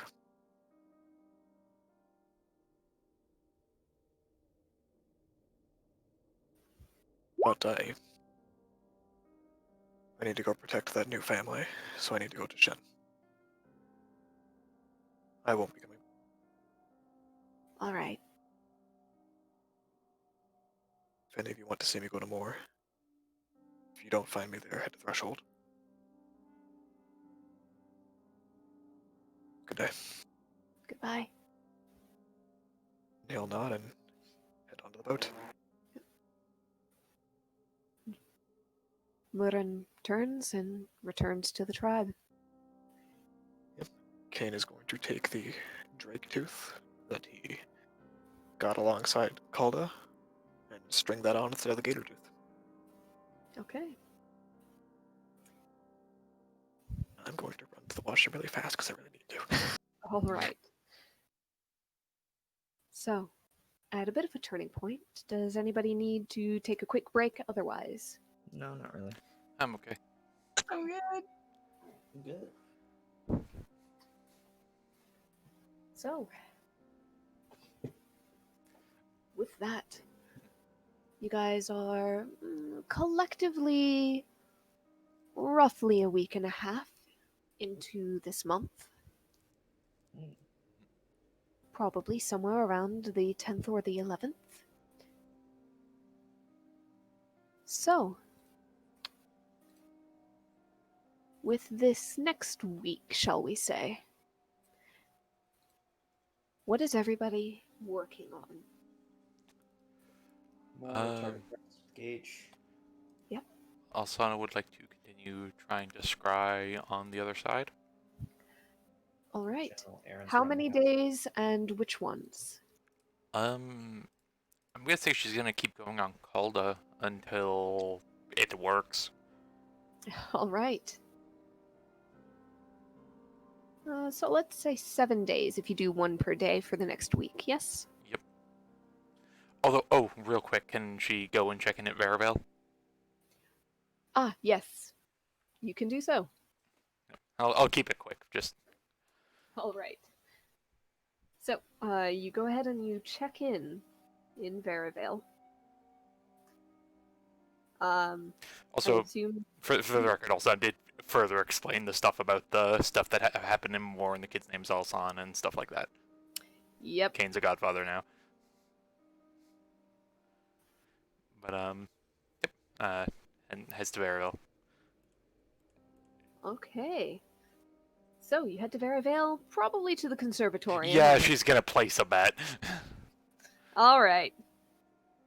So, what are we betting here?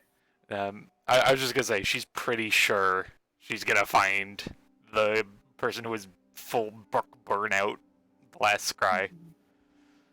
All right. So, If he looks the way he does, there's probably little reason for him to have left. mm-hmm. All right. So you head in there. Mm-hmm. You follow the faint scent of illicit coffee. Hmm. It permeates the area, but you know what? How would you go about finding Uthamar Hmm. in this vast library? Could she try to find the section that would probably relate most to wizards? Fairly easily. There are a number depending on individual wizard interests. However, the arcane section is typically kept separate from the religious and the secular books, such as those can be categorized. Yep. So you can kind of head towards that like triangle wedge shape of the entire building, that wing. And then Uh, maybe to pare down further, she is going to do a detect magic. Just looking if there's any like spellcasting focuses or stuff like that. That's a good 30-foot thing, yes? All right, so you're going to have to kind of do a sweep back and forth. And then follow the smell of the coffee. Yep. All right. I'll say go ahead and roll a perception check. All right. 16. Okay. You almost walk past him at one point. And then you kind of stop, take a couple steps back, look back down that aisle, and yep, there is a desk at the far end against the wall. Books all around it. And somebody with their head kind of pillowed in their arms, folded on top of the desk. Seemingly And a asleep. very, very faint sound of deep breathing. Hmm. Asana's gonna slowly creep up. Mhm. There is a thermos. It looks like smells like it once held coffee, but it seems empty now. Just out of her own personal concern more than anything, she's going to cast Lesser Restoration on this poor Alright. guy. Make sure he's Yep. not sick or poisoned or anything. You kind of feel the spell catch on the edges of something that he was starting to come down with, probably just due to the crash of exhaustion. And because it's a touch spell, she will like kind of go immediately with it and just tap on the shoulder and go, "Excuse me, sir. There's to be no food or drink in the library." And there's a sorry. Oh, I wasn't asleep. I'm sorry. I was just resting my eyes. He starts rubbing at them. Is that coffee? Coffee? No. What coffee? There's no In the coffee. thermos. No thermos. There's no thermos. Like a hand goes on the shoulder, and it's like, "Good to see you too, dear." And she kind of leans into his vision. He blinks up at you with these bleary eyes. And as they clear, he goes, "Oh, Oh! Sorry, I must have missed you coming in. Where was the librarian? I'm just playing fun with you. Just blinks owlishly at you a few more times. I'm not awake enough for this. And fumbles for the thermos, tips it up into his mouth, looks disappointed, kind of gives it a shake. When's the last time you slept, dear? Before now. He looks at the book, kind of flips through some pages. About 5 chapters ago? No, wait, 5.5. I see you've taken my advice to heart and then some. There is so much here. Hmm. There's so much to learn and find out. And I had no idea it all ran this deep. Have you ever read about the Weave? I mean, it's incredible. How do you even have a network of magic running through the world? And you pull on the strings and it causes things to happen. And She nods. the theory is fascinating. Yes, and I happened to pull on one of the strings that was tied to you probably coming down with something from exhaustion. You're welcome, by the way. Dear, I very much understand where you're coming from. I was in a similar spot, but you need to take a break. The library will be here tomorrow.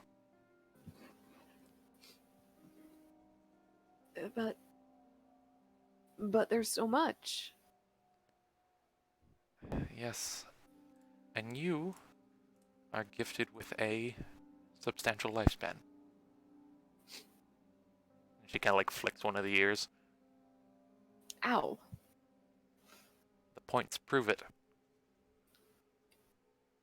Oh, come on, you can't tell me that one lifespan is enough for all of this.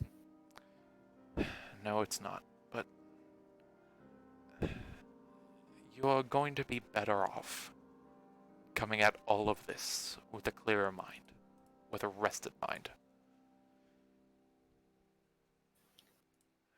You're putting all the effort in, but you can only pick up so much at a time.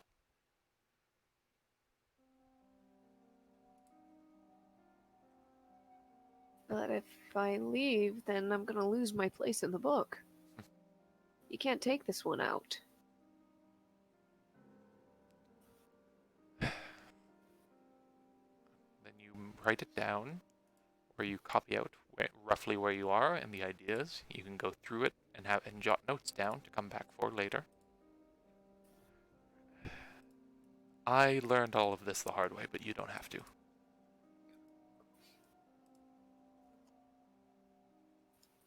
Oh, he starts rifling through some papers, finds a little scrap with a corner that's not written on, tears a bit off and looks at the page number, jots it down. I didn't even think of that. Like I said, I understand where you are right now.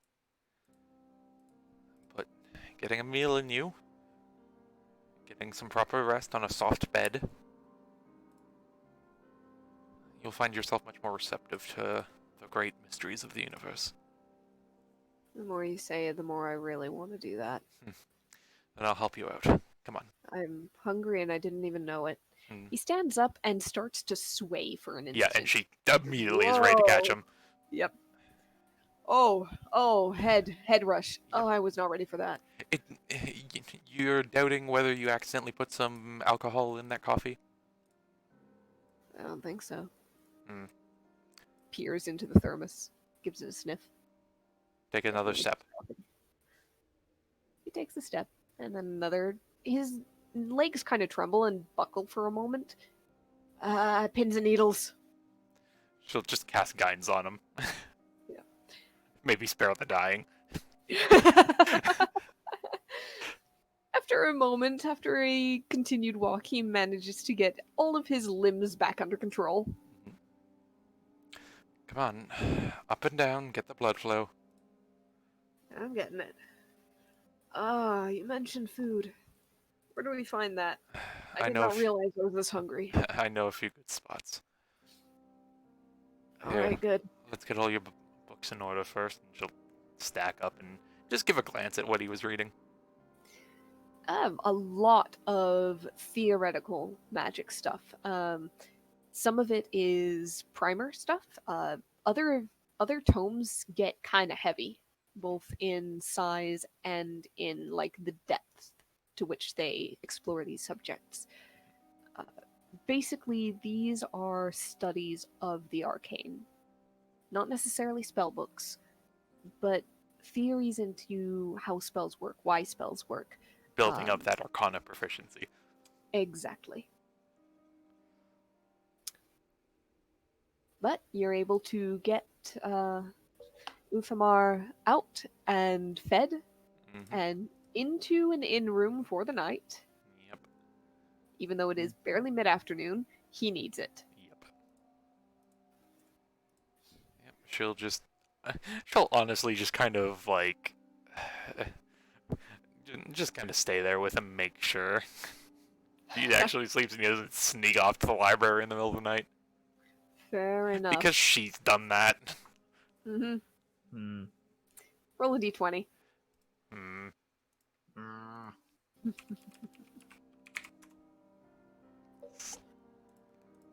He sleeps right through.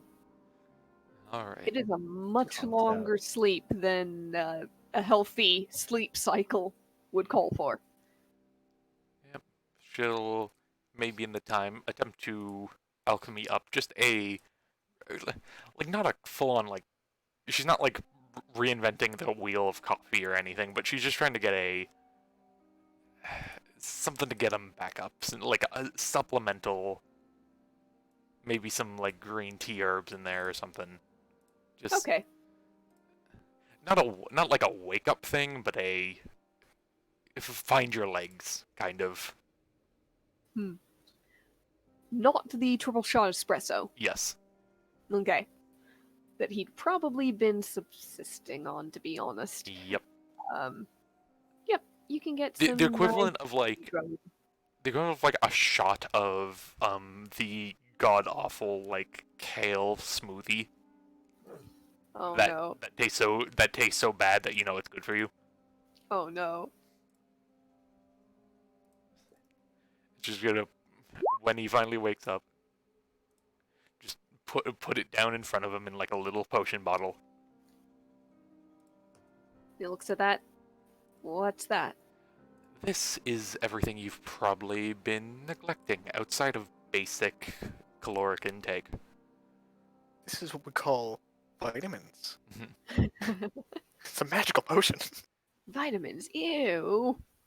I don't want to eat my veggies. Nope, he'll take it, She'll look at you. Cast guidance on him. Just all down in one, but trust me, it'll help. Go ahead and roll a real quick persuasion. It's not a difficult one, Alright. but Then she'll guidance herself in that case. yeah, fair. Yeah. 4, 10. 10 does it. He looks doubtful still, but he uncorks it, and he tosses the whole potion back, and then he coughs and sputters at the taste. A little bit of it comes back up. And as he's kind of hacking and coughing and, like, scrubbing his face on his sleeve, he looks at you with watering eyes. What was that? Give it a moment. Ah! Oh, I don't want to. Ah! Water! She Oh, it's probably all over has something my else. She probably has like a glass of like juice or something she got because she expected this too. He grabs it and just chugs it down in 3 or 4 gulps. And then sits back, just, ah. You know, I really thought you weren't gonna poison me. It's not poison, I promise. Tastes like it should be. Just Nothing that vile should be anything beneficial. trust me, your limbs will thank you. Limbs. you'll actually be able to stand up after you've been sitting down for a while. Oh. Right, okay, fine, I had it. I'm gonna go find breakfast. Alright. It's more like dinner at this point, but Wait, how long was I asleep? the sun is going down, not coming up off the horizon, for the record. And she Wait, points out what? the window. You needed it. I've gotta get back to the books. We'll get you breakfast and then, okay? Yeah, okay. Remember you Oh. trusted my judgment enough to go out on this crazy quest in the first place. Yeah, alright, fine. I'll get breakfast, dinner, whatever. And, I'll see if I can figure out some way to make sure I eat more. She's basically going to try to drill into his head basically the routine she got down in like the last month that she was in Veravale. One more persuasion just to make it stick. Alright. Guidance is okay. Ugh. Dear God. 7. He's nodding along.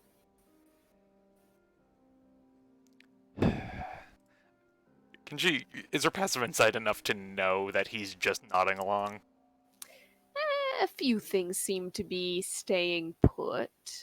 Okay. But he might need a refresher course in, give it a week or two.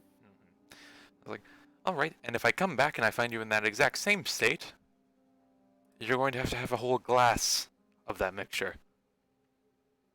Ugh. I won't drink it, and you can't make me. She tilts her head. Try me. You try me.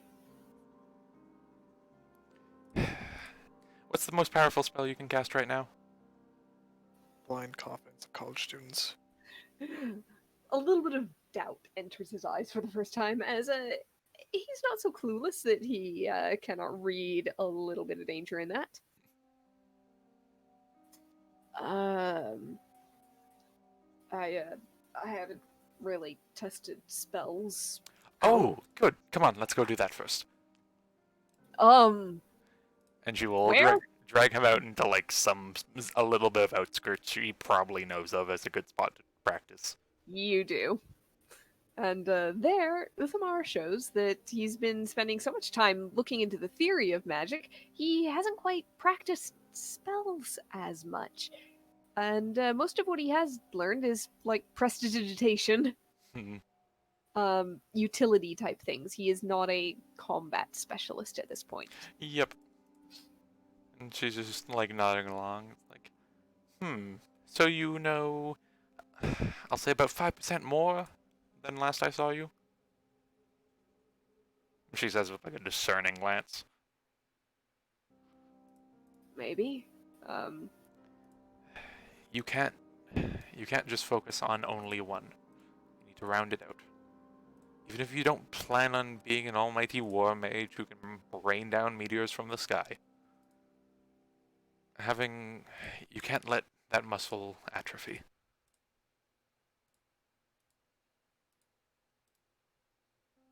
Yeah, all right, fine. You know a lot of the theory behind things. You know, you're learning to understand how magic works and what it is. Try to weave that into something perceivable. Although little vague understandings and knowledge. She's basically going to try to teach him detect magic. Okay. Detects magic. Basically something he has not picked up before, but it's probably in the book. So, he starts trying to pick up on it. I'm gonna go ahead and roll real quick. 20 plus. You know what? You're helping. She'll give I'm him gonna guidance. make it advantage. Okay. Lowest one plus. He's got a solid 3 plus 1d4. Alright, And after you guide him through it, you see him successfully cast the spell. And he looks at you and then just kind of winces and looks away. Hmm. God, how many things? Quite a Oh, few. that's right. That is hold on. He peers closer. Let's see. Cloak. Let's start with the cloak. Yeah, it's real hard to hold on to. Kind of an abjuration, I want to say. It's got that preventative feeling, that stopping, that withholding, avoiding. Yep. Avoiding is definitely it. There's a little flavors of illusion in there as well. Mm. Oh, Oh. yeah, I see it. Right at the edges. Try to grab my shoulder. Like a heat wave. And he reaches out, and his hand just kind of passes through where he thinks your shoulder is, but just brushes the side of your arm. Ah. Now focus with the magic. Try to see where the magic is, not where the image is. Right.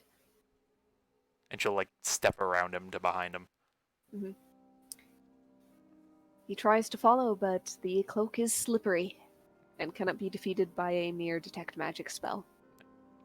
But the more you move, the more he seems to get a handle on the information he gains from detect magic. The sense of things. And she goes, "Okay, how about this one?" And she like rolls the luck stone between her fingers. Manipulation of reality. It doesn't feel right for any particular school of magic. There's something odd going on there. Kind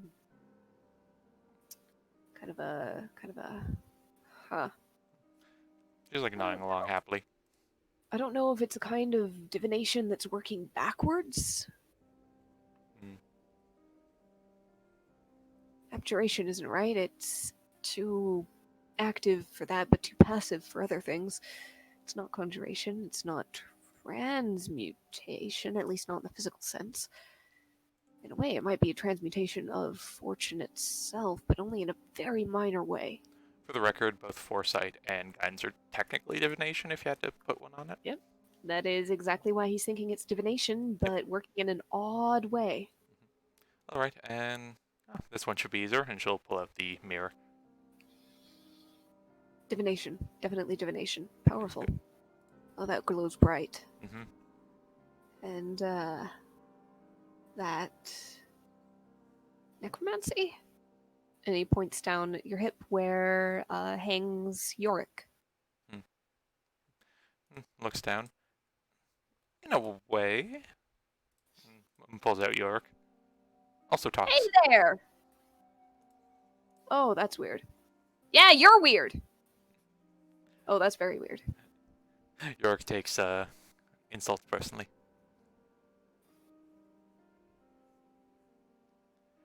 Yeah, well, when you don't got much of a person, every little bit counts. Hey, by the way, who's this schmuck? This is Uthamar, a would you say apprentice? Maybe not that exactly, but Student. you're tutoring. Tutor, yes, tutoring. Tootie? No, Yeah. that's stupid. Anyhow, you've got a lot of really weird stuff. She nods along happily. Huh. A good test. It's almost giving me a stress headache. That might also just be you using the spell for the first time. Maybe pull back on it for a sec. He does blinks a few times. Oh, it's much better when you can just turn off the auras.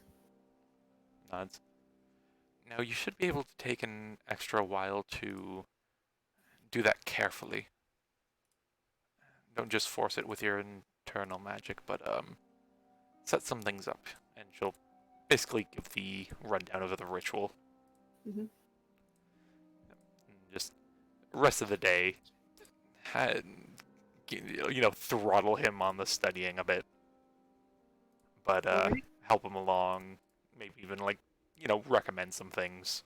She's learned quite a bit since she's been here too. Mm-hmm. Yep. You can tell him where all the best books are. and exactly which librarians to avoid, like the plague. Yes. And she'll just ask, so, do you intend to just stay here and toil away, or any Until other... until I'm happy with what I've learned, yeah. Hmm. Maybe I'll go up to Windsor at some point. The crystalline spires are supposed to be, I mean, school of magic. If I can get a place in that, I can learn even more. Well, I mean, they won't be as good as me, but Eh. I'm sure you'll do okay. Directed study with more minds than just one. Something to be said for it. Good response. So, that's my idea at least. So, if you ever come by Verivale and I'm not around, I might have moved on up there. I'm thinking about it. I'm not ready to leave this place yet. I'll tell you what, if you would ever like to go to Windsor and you're not feeling like making up the trip up through the Greenwater Wood, send me a letter. I can bring you there within the day. Sure. Still getting mail through Threshold? Nods. Alright. And might I add, and she kind of like squeezes his nose, I haven't gotten anything else from you yet. I've been busy! I can see. And we've gone over this a bit too busy. Alright, fine. Look at this. I came here, you learned a spell in a day. It's a little different, I guess, but alright, fine. I'll try to start poking around in the book and seeing what I can do out of it. But yeah, sure. Letter, and whatever that might be. Nods. In the meantime, I'll see if I can't get you a good word in too.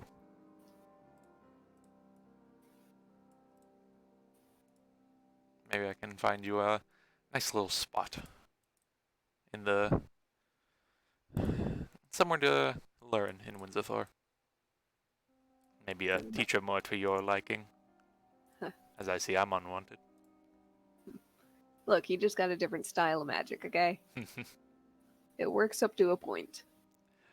Yes, yes, yes. Well, I'll keep the terrible potion in mind. Though, honestly, you might not get the direct effects, but I promise it is actually good for you. I'll keep it in mind as a thing to avoid. Its consequences, I'll be careful. Okay, Mom? And he says it in a very mocking, sardonic way. she has a smile on her face. If I make it taste better, will that help?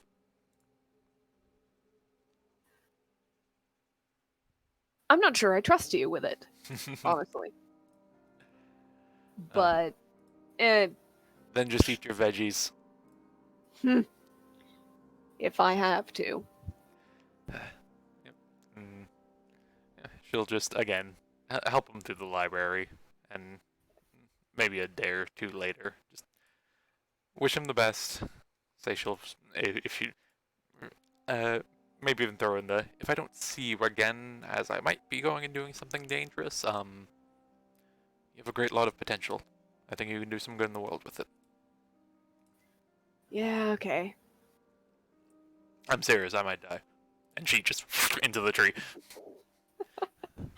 Because of course she does. Alright. So, Kane, you were going to Shen. Let's try and get this before ending the session. I will do my best. Alright. So, you're going down to Shen. What are you looking for there, and how are you going to look for it? When he gets there, it's basically just like, can anyone here give me any direction to someone who makes talismans, who has a fascination with snakes, just anything. It is a fairly bustling, like river port city. Yep. On the border between, technically, Umbar and Laris.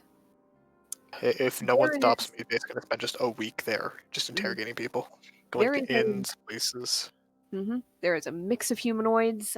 There are humans. There are halflings. There's a handful of dwarves. There are even some more half orcs, just because of the proximity of the Broken Hills. There are elves, and there are a variety of Yuan-Ti, and even a small smattering of lizard folk. He'll especially ask them in that case, just if they recognize the talisman at all, if it's like a religious thing or something. And while he's there, he's just gonna make like a cursory look around for Dren. All right. Go ahead and give me a couple of rolls. Give me 2 charisma skill checks of your choice for talking to people and trying to get to that information. Intimidation. Okay, It's interesting. the only one I'm good at. He's going in the rougher style and the rougher side of things, apparently. Yeah. And then go ahead and give me a perception or investigation. Okay. All right. You bully the information of a number of talisman carvers and sellers, particularly those who do specialize in things of or relating to all things serpentine. And you go around and you check a number of those. You're able to discard those that work mostly in stone, clay, or metal, and you go straight to the ones that work primarily in wood. Asking around, most of the things carved are more religiously tied. Good luck charms, almost, meant to attract the better will of the gods.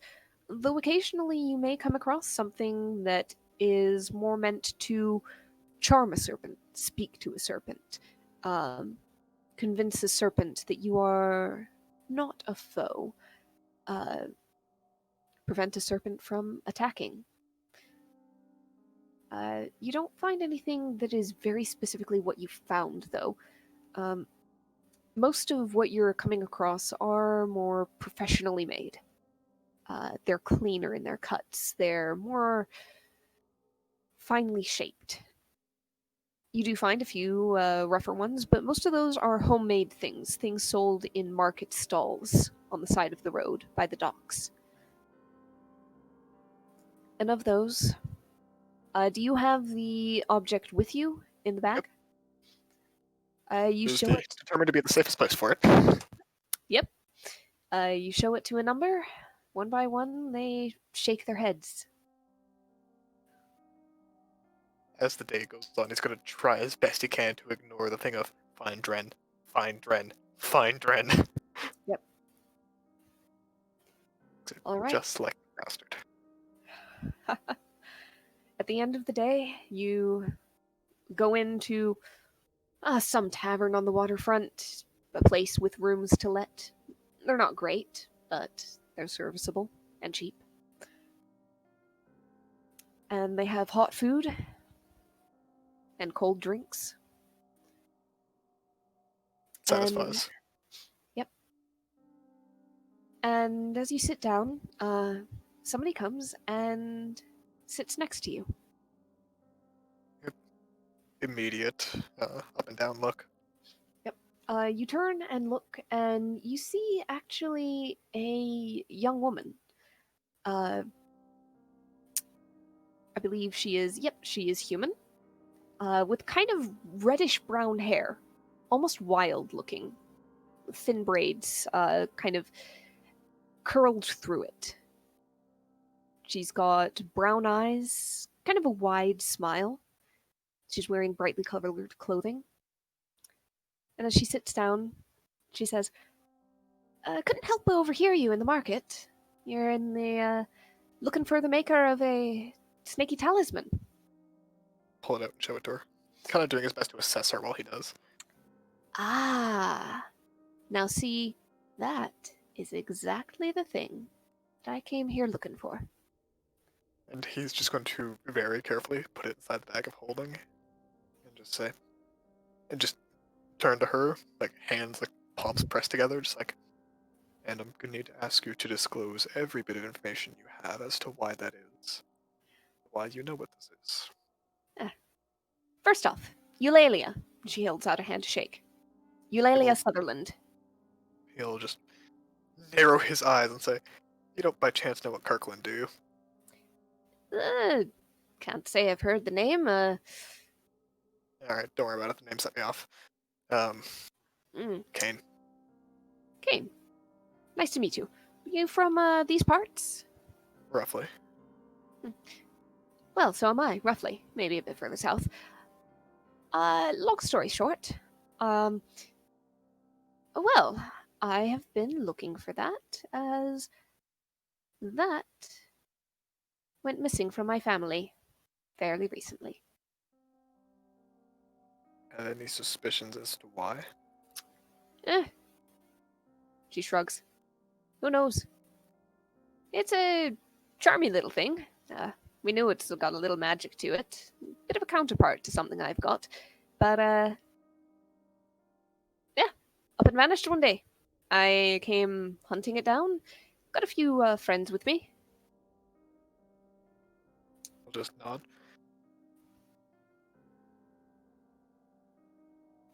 I don't suppose you're expecting me to... Well, it would be simple if I could just take it and go back home, but what do you need for it? I've got gold, my I family... need to find out who took look it in for the it. first place. Well, that would be a bonus for sure. What have you No, got in mind? that will be the cost. Hmm. You find me who took it in the first place, I'll give it back to you. Well, tell you one thing that would help. Where'd you find it? Inside the Moormarsh. Moormarsh. It seems it was placed there deliberately to attract snakes. Hmm. That little magic, I imagine, over a long term is exponential. Hmm. All right. Here's the deal. In looking for that, I was also looking at the Moormarsh. Because I know there's something up there. I know there's something important, and I had an inkling it might have gone that way. Since it headed this far north to begin with, and there's not much else up here aside from hills and, well, this place. So, here's my part of the deal. I'll tell you everything, that I know at least from my family side. I'll help you find whoever ran off with the thing, and you show me what the big deal is about wherever you found it. Who knows, maybe I'll be able to piece something together. Knowing family lore. It's like pinches his nose, just like, how about this? You do. What do those studious types call it? Oh, I am the studious type. Individual research? Yes? Until I deal with some problems of my own, then I will help you with that. Oh, let me be clear about one thing. I'm planning on going up there no matter what. I'd just rather do it with you, since you found the thing. Yes, and if you would rather have a guide, the exact knowledge how to get to the place, what it is, I can do so, but I cannot do it at the moment. If you're willing to wait until sometime next month, I can help you. Sometime next month. It's not going to work. I'm going to have to get back home by then. I am on a little bit of a borrowed time here. In that case, I will pick you up from your house. Absolutely not. In case if we have no deal, I will not be lending a hand if you cannot afford to wait. You go and make things difficult. Why'd you have to do that? Because I've seen what this thing can do. Alright, Like, here. I know a little bit. I've not seen. I know a little bit what that can do. Let me show you what mine can do. And she pulls out a much smaller, but similarly carved serpentine pendant. By the time her hand has moved that far, he's got one hand on her wrist and the other on his belt. And in an instant, somebody else by your side has a knife right against your neck. Without even looking, he says, "I promise you, I'll kill her faster than you kill me. Please don't move very suddenly next to me." And she looks over. Tia, that's enough.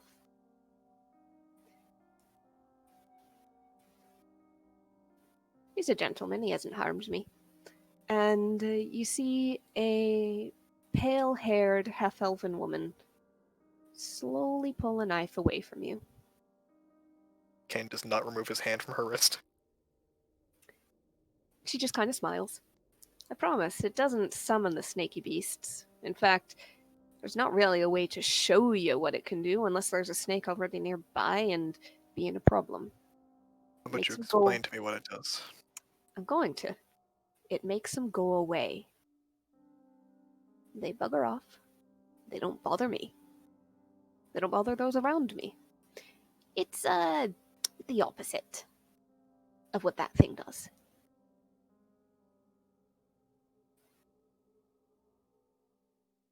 I had a bit of an adventurous uncle, let's say. He liked his trinkets. Funny enough, adventurous family seems to be a consistent problem around here.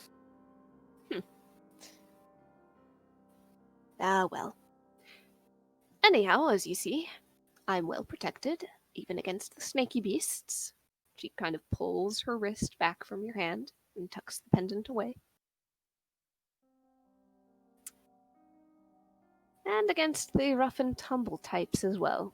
She nods to the half-elf, who is still kind of hovering very silently behind you. Still not even just looking at her. Well, putting it bluntly, I'm not convinced that your friend here could do much. I find myself more survivable than I'd like to be. Oh, charming. Quite. So, Uh, again, maybe in that case I'll offer it to your friend. If you're willing to let me find her, but over a month's time, I'm willing to help, but I'm not comfortable bringing folks to the marsh right now. Fighting more trouble is what it seems like I'd be doing. Unless, of course, you're willing to go through and you just like taste the word in his mouth. Interview process from my sister. as your sister is, tall, green, and handsome as you. No, she's short, vitriolic, and far more insightful than I am. I might be persuaded. I'm not looking to persuade So, you. Do you want to deal or not? If we were to wait. Then I will personally guide you into the marsh, to where it was buried, explain to you the details, explain how many I killed, what they look like, give you a sample of the anti-venom to get rid of them. And Well, can't we give it have back some to- of the verbal information up front, though? How many? How many were there? that I can count. I'd like to see the place before all signs are washed away. Might be too late already. How long ago did you do this? Did you dig it up? You said it was buried. Making the dealer now.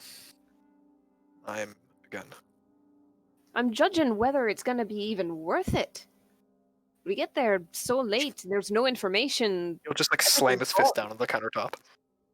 Just like, I am the protectors of the Moormarsh.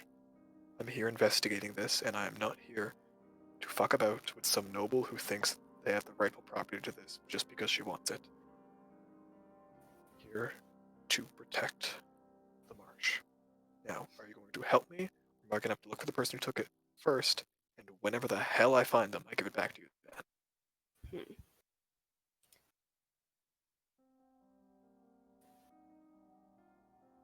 See her face kind of freeze a little bit. And then she folds her arms and leans back.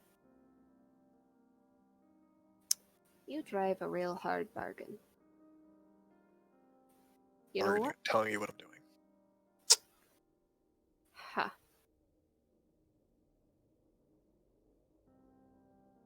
You know what? I think we'll figure this out ourselves. And when we do, we'll track you down, find you, and tell you what's been going on.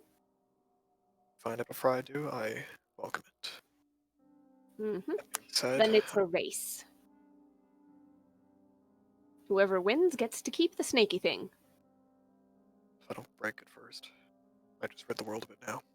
Dad, don't break it. That's a family heirloom.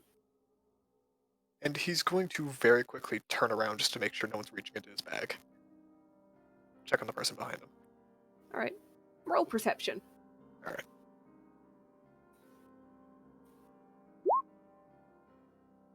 She's just standing stock still behind you. However, you do catch sight of somebody else who is watching this whole thing with some interest. Is it a one-eyed half-orc? It is Okay.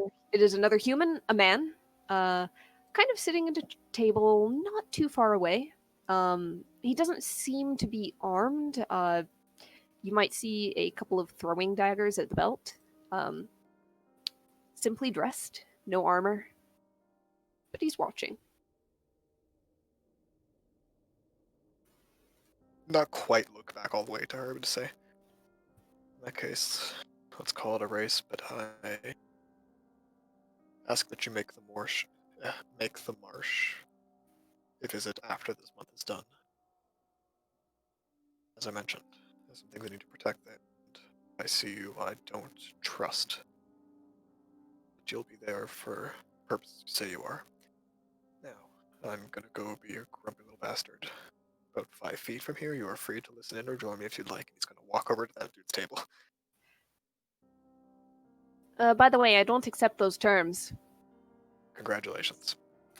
Good for you too. Nope, can now. All right, you head over. You see a man just kind of sitting there, holding a drink, but not really drinking out of it. He watches you, gives you a nod as you approach. Evening. Evening. I'm gonna assume you heard everything I just said, and I'm curious if you have any more information that could lead me to a solution. Nope. Which?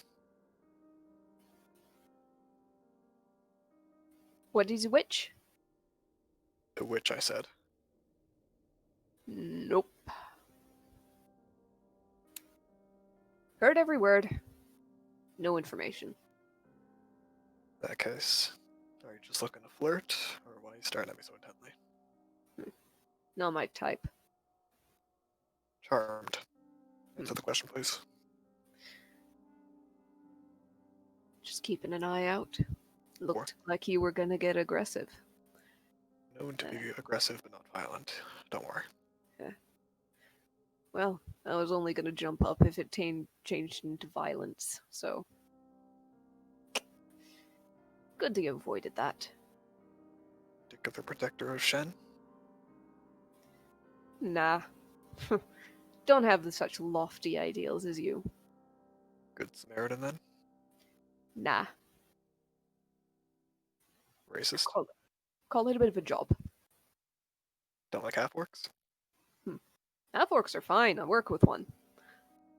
Pity to you. Yeah. So, what do you work as? A bit of this, bit of that. What about you? Protector of the swamplands. Oh, no such lofty ideals, just the more marsh. More than one swamplands. Yeah. Protector of the stinking bog north of here, then.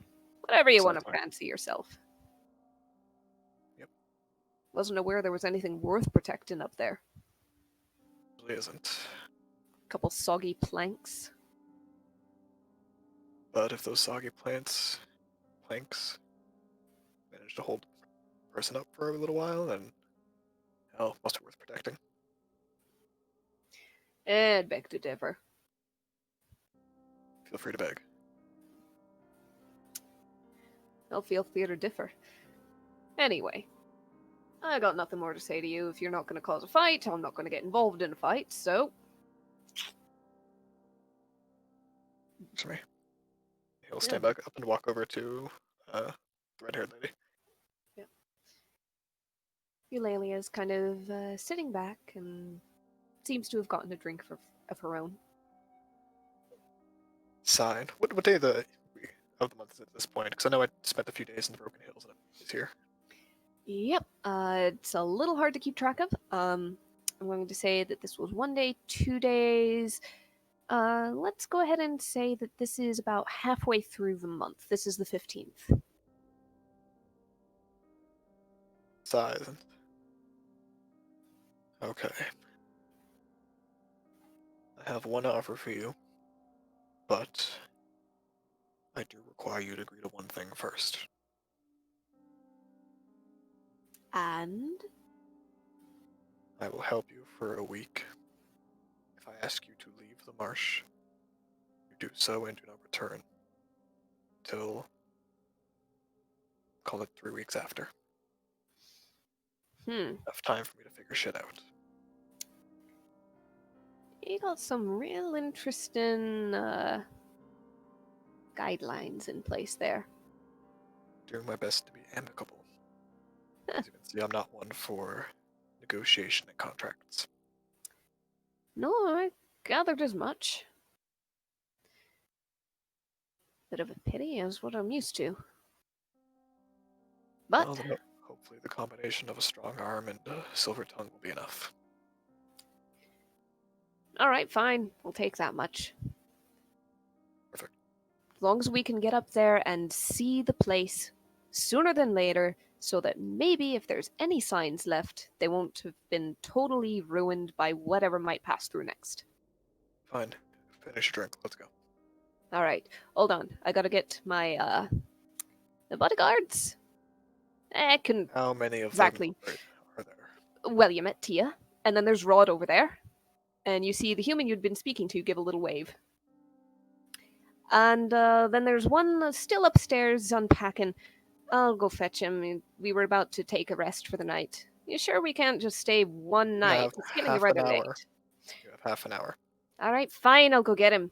Thank you. You said you want it sooner rather than later. Kane is going to wait by the door and whisper into his stone and say, As you go to wait by the door, you hear Eulalia go up to the stairs and shout, Dren! We're going! "Oh, motherfucker!" Kane just like slams the stone against his head and walks back up to her and says, "I warn you now, me and Dren don't like each other." Oh, really? Far be it from me to have assumed that the two half-orcs that I've run across happen to know each other, but... Oh, no, I know. Hold, are you willing to wait in here long enough for me and him to figure out our beef? If not, it's gonna come out in a place I don't want it to. You know what? You stay here. I'll go up and I'll prime him. Okay? Just tell him it's good. Well, I'm not sure Just- it's good, but, just- whatever you say.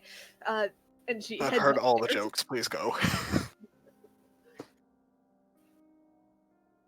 And, after a moment, she comes back down. Real quick, And- while they're up, Kane is going to pull out like a piece of cloth from his bag. Actually, he's gonna pull a blindfold out of his bag. He is going to basically prep it that he can drop down over one eye if he needs to. He's going to just stand there and wait. Maybe order a drink from the bar. No, because I'm probably gonna smash the glass over his head if I do. And a couple minutes later, you hear footsteps on the stairs. You see Eulalia coming down, followed by a face you haven't seen in years, but it's mangled on one side. It looks like some bones were crushed and only partially reset. One eye is sealed shut, unusable. There's a bit of an odd sort of hitch to each step. But he stands tall, nearly as tall as you now. He doesn't seem to be dressed in armor, but he does have a pack full on his back. 2 more packs in his arms, each of which he kind of drops at the base of the stairs, and you hear a little bit of a, "Hey, careful!" from Rod. And a great axe over his back. Kane is just gonna lean against the door frame and wait for him to approach him. And he does. His skin is as green as yours. His ears have that very slight point to them from his half-blooded heritage. His hair is cut short and is kept neat, surprisingly. You remember him growing it long when he was younger, being more wild. He looks different. And he looks at you. And he nods. Hey, Kane. Hey there. You gonna cause an issue or no? No. Good. Let's go. Good. Not anymore. Walk out.